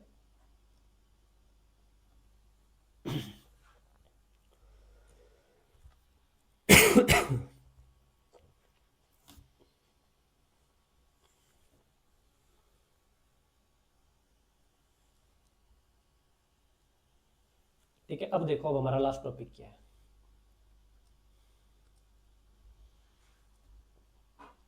लास्ट टॉपिक है एफ ऑफ जेड फाइंड करना है if real slash imaginary part given हो। पार्ट क्या हो, गिवन हो। ठीक है, ये हमारा टॉपिक है। तो सबसे पहले हम देख लेते हैं कि if u of x comma y is given.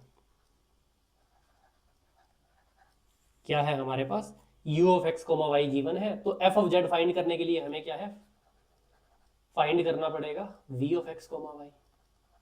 ठीक है, फिर f ऑफ z आ जाएगा, क्यों, f ऑफ z को हम लिख देंगे u प्लस आयोटा v। ठीक है, आसान है। तो देखो अब हमें v फाइंड करना है, तो v फाइंड करने के लिए हमें पता है जो dv होता है, डेरिवेटिव ऑफ v, वो क्या होता है, del v upon del x dot d x. ठीक है, plus del v upon del y dot d y. ठीक है, एक डेरिवेटिव को इस तरह लिख सकते हैं, बेसिक वेक्टर अलजेब्रा है ये। ठीक है, अगर नहीं पता तो मैं वेक्टर अलजेब्रा कराऊंगा तब आप देख लेना। तो अब देखो, अब हमें from C R equation, from C R equation del u upon del x क्या होता है, del v upon del y, और del u upon del y क्या होता है, minus del v upon del x. ये क्या है, सी आर इक्वेशन है हमारे पास दो। तो हम यहाँ पे क्या है, हमारे पास u गिवन है। ठीक है, तो इसको u की फॉर्म में लिखते हैं। जो dv क्या हो गया, del v upon del x की जगह क्या आ जाएगा, minus del u upon del y dot d x. ठीक है, प्लस ये क्या आ जाएगा, del v upon del y की जगह del u upon del x dot d y. अब हमें क्या निकालना है, v। v क्या होता है, v होता है इंटीग्रेशन ऑफ dv। तो यहां पर इंटीग्रेशन कर दिया, यहां पर इंटीग्रेशन कर दिया, तो ये है हमारा आंसर। ठीक है, इसका हम एग्जांपल करेंगे तब आपको समझ आ जाएगा। फिर इसी तरह से दूसरा कोई केस भी देख लेते हैं, फिर एक साथ ही एग्जांपल कर लेंगे। ठीक है, जो हमारा सेकंड केस बनता है वो बनता है if v of x y, मतलब imaginary part is given, find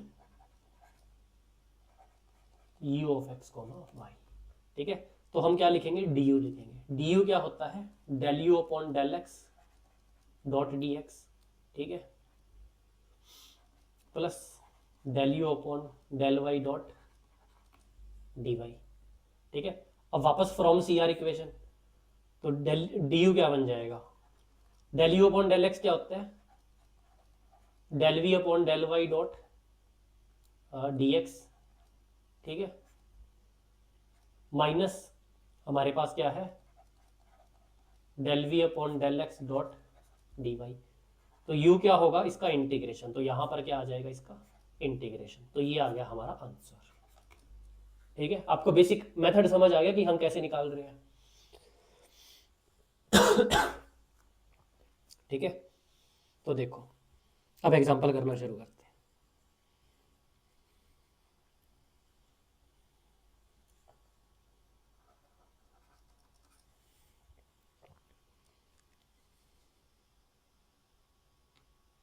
हमें दिया हुआ है f of x comma y, वो इक्वल है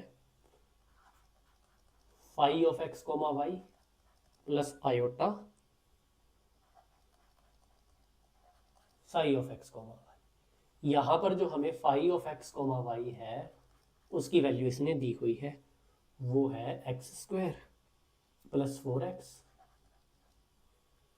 minus y square plus 2y। ठीक है, और इसने कहा है find psi of x comma y. यहां पर टेक्निकली हुआ क्या है कि एक रियल और इमेजिनरी पार्ट वाला कॉम्प्लेक्स फंक्शन था। ठीक है, उसने हमें रियल पार्ट दे दिया, इमेजिनरी पार्ट क्या है हमें फाइंड करना है। ठीक है, तो ये कौन सा है, ये हमारा है, ये फर्स्ट फर्स्ट वाला केस है। ठीक है, रियल पार्ट दे दिया, इमेजिनरी पार्ट हमें क्या करना है, फाइंड करना है। तो देखो अब हमें क्या पता है कि जो साई है वो क्या है, वो है हमारा del phi upon del x dot d y और इसका इंटीग्रेशन, माइनस है हमारे पास del phi upon del y dot d x और इसका क्या है हमारे पास इंटीग्रेशन। ठीक है, ये चीज़ हमने देख ली। अभी देखो, अब ये जो फाई का जब डेल एक्स करेंगे तो ये क्या आ जाएगा, 2x प्लस 4 आ जाएगा।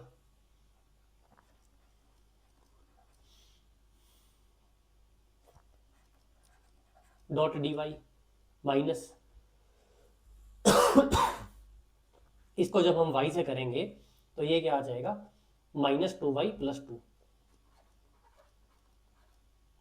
और ये क्या होगा इसका डॉट dx। ठीक है, अब जब हम इसको इंटीग्रेट करेंगे तो ये आ जाएगा हमारे पास 2xy + 4y। ठीक है, और ये आ जाएगा हमारे पास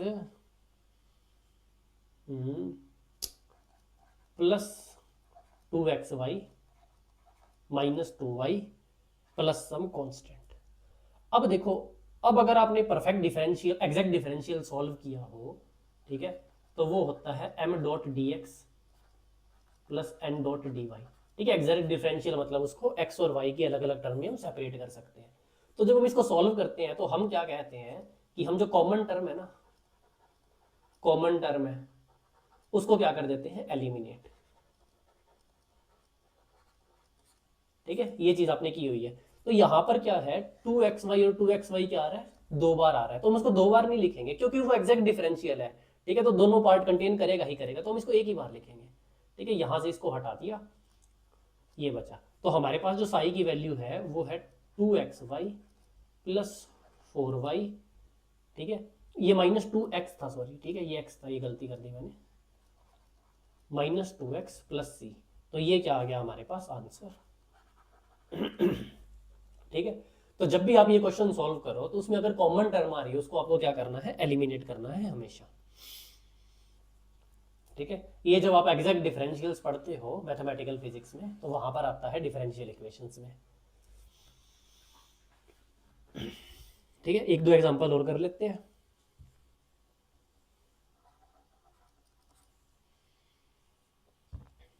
ठीक है, थोड़ा सा अच्छे लेवल का एग्जांपल करते हैं। हमें क्या दिया हुआ है, u of r comma theta दिया हुआ है। ठीक है, उसकी वैल्यू दी हुई है -r³ sin 3 थीटा। ठीक है, और इसने कहा है find v of r comma theta. ये हमें क्या करना है, फाइंड करना है। ठीक है, तो देखो हमें पता है जो हमारा डेल v होता है, सॉरी जो हमारा v होता है, v ही देख लो, वो हमारा क्या होता है, वो होता है -1/r। ठीक है, del u upon del theta dot d r. ठीक है, ये हमारा इंटीग्रेशन, और हमारा आ गया प्लस में, प्लस में हमारे पास आ गया ये r del u upon del r dot d theta. ठीक है, अभी जैसे हमने कार्टेशियन में किया था, आपका ये होमवर्क है कि आप इसको ये पोलर फॉर्म में भी निकाल के देखो। ठीक है, तो पोलर फॉर्म में निकाल के देखोगे तो आपकी थोड़ी प्रैक्टिस भी हो जाएगी सी आर इक्वेशंस की। तो देखो, अब हमने क्या किया, -1/r del u upon del theta. तो ये क्या है, साइन थीटा का, साइन 3 थीटा का क्या हो जाएगा, तो ये हो जाएगा -3r³ cos 3 थीटा, और माइनस माइनस कैंसिल, r से r कैंसिल, तो ये क्या बच गया, r² बच गया। ठीक है, मैं थोड़ा सॉल्व करके लिख देता हूँ, dot d r integration plus r into del u upon del r. तो ये क्या आ गया, ये आ गया हमारे पास -3r² sine 3 theta dot d theta. ठीक है, इसका क्या आ गया, ये इंटीग्रेशन। तो ये बेसिकली r अंदर चला जाएगा, माइनस बाहर आ जाएगा, तो ये क्या बन गया, 3r³ बन गया। ठीक है, अब इसको जब सॉल्व करोगे तो यहाँ क्या आ जाएगा, यहाँ आ जाएगा 3r³ अपॉन में 3 cos 3 थीटा, माइनस यहाँ पर क्या आ जाएगा, यहाँ पर आ जाएगा 3r³ अपॉन में 3 साइन 3 थीटा का इंटीग्रेशन क्या होता है, माइनस cos 3 थीटा अपॉन में 3। प्लस सी, और ये माइनस माइनस क्या हो जाएंगे प्लस। अब यहाँ पर देखो, यहाँ पर हुआ क्या है, ये देखो ये 3 से 3 गया, और ये भी क्या हुआ, ये सॉरी गलत लिख दिया, यहाँ पर आना था, 3 से 3 गया।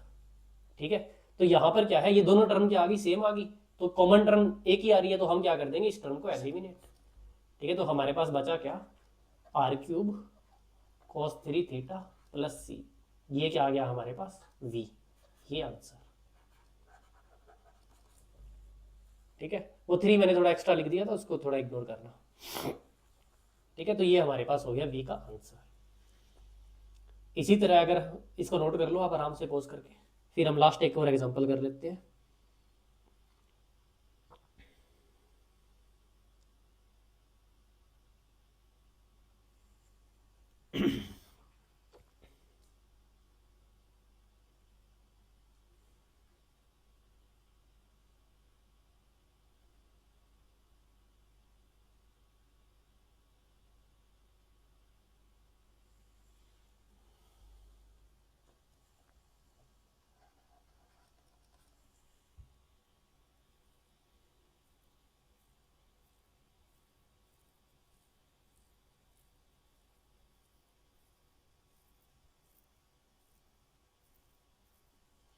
अब देखो, अब ये एग्जांपल है, इसमें आपको दिया हुआ है u of x comma y. ठीक है, उसकी वैल्यू है 2x 1 माइनस वाई। ठीक है, और आपको v दिया हुआ है alpha x square plus beta y plus gamma y square. ठीक है, और आपको कहा है कि जो एफ जेड है, मतलब जिसके ये दोनों फंक्शन है, वो क्या है, एनालिटिक। ठीक है, तो अब क्वेश्चन है which is correct, which option is correct.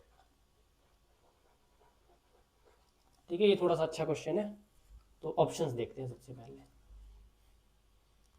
पहला ऑप्शन है alpha minus gamma is equal to beta. दूसरा ऑप्शन है alpha plus gamma is equal to beta. तीसरा ऑप्शन है alpha plus beta plus gamma is equal to 0। और चौथा option है alpha beta gamma is equal to 1। अब आपको correct बताना है, तो देखो इसको कैसे सॉल्व करेंगे। देखो हमें क्या दिया हुआ है, ये एनालिटिक है, एनालिटिक है, तो देखो अगर कोई ट्राई करना चाहते तो वो पॉज करके ट्राई कर सकते हैं। ठीक है, अब एनालिटिक है, तो सबसे पहले देखो del square u is equal to 0 होना चाहिए, उसके साथ साथ हमारा,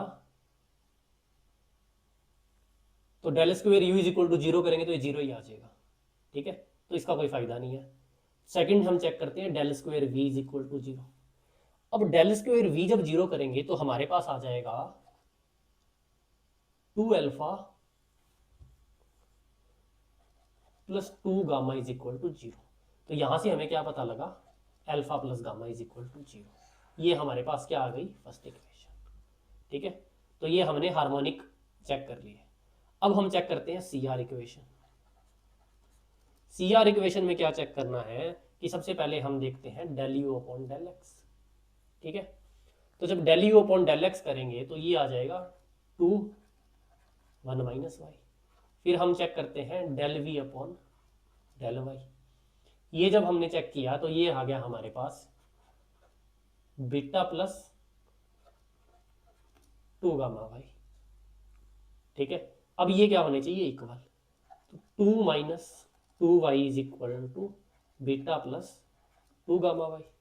ठीक है, अब इसको थोड़ा सा चेक करते हैं, तो हमें क्या पता लगा कि जो यहाँ से बीटा है उसकी वैल्यू है हमारे पास 2। ठीक है, कांस्टेंट को कांस्टेंट से कंपेयर करेंगे और वेरिएबल को वेरिएबल से कंपेयर करेंगे। और दूसरी चीज़ है 2 गामा वाई की वैल्यू है -2 वाई, तो हमारे पास यहाँ से गामा की वैल्यू क्या आ गई, -1। अब गामा की वैल्यू जब यहाँ से -1 आ गई तो इसको फर्स्ट इक्वेशन में पुट करते हैं, ऊपर ये जो इक्वेशन आई थी हमारे पास alpha plus gamma is equal to 0, तो अल्फा की वैल्यू क्या आ गई हमारे पास 1। तो अब इन चारों को जब हम ऑप्शन में पुट करते हैं तो देख लो कि कौन सा ऑप्शन यहाँ पर सही है। ठीक है, तो सबसे पहले देखते हैं alpha minus gamma. Alpha minus gamma मतलब 1 minus minus 1 is equal to 2, तो ये ऑप्शन सही है। ठीक है, ये पहला ऑप्शन ही सही आ गया, तो यही क्या हो गया हमारा आंसर। ठीक है, तो इतना काफी है। बाकी इसके बाद हम Taylor and Laurent series, residue और कॉम्प्लेक्स इंटीग्रेशन, 3 टॉपिक बच गए, वो हम आने वाली वीडियोस में करेंगे। ठीक है, अगर आपको इसके अलावा प्रैक्टिस के लिए क्वेश्चन चाहिए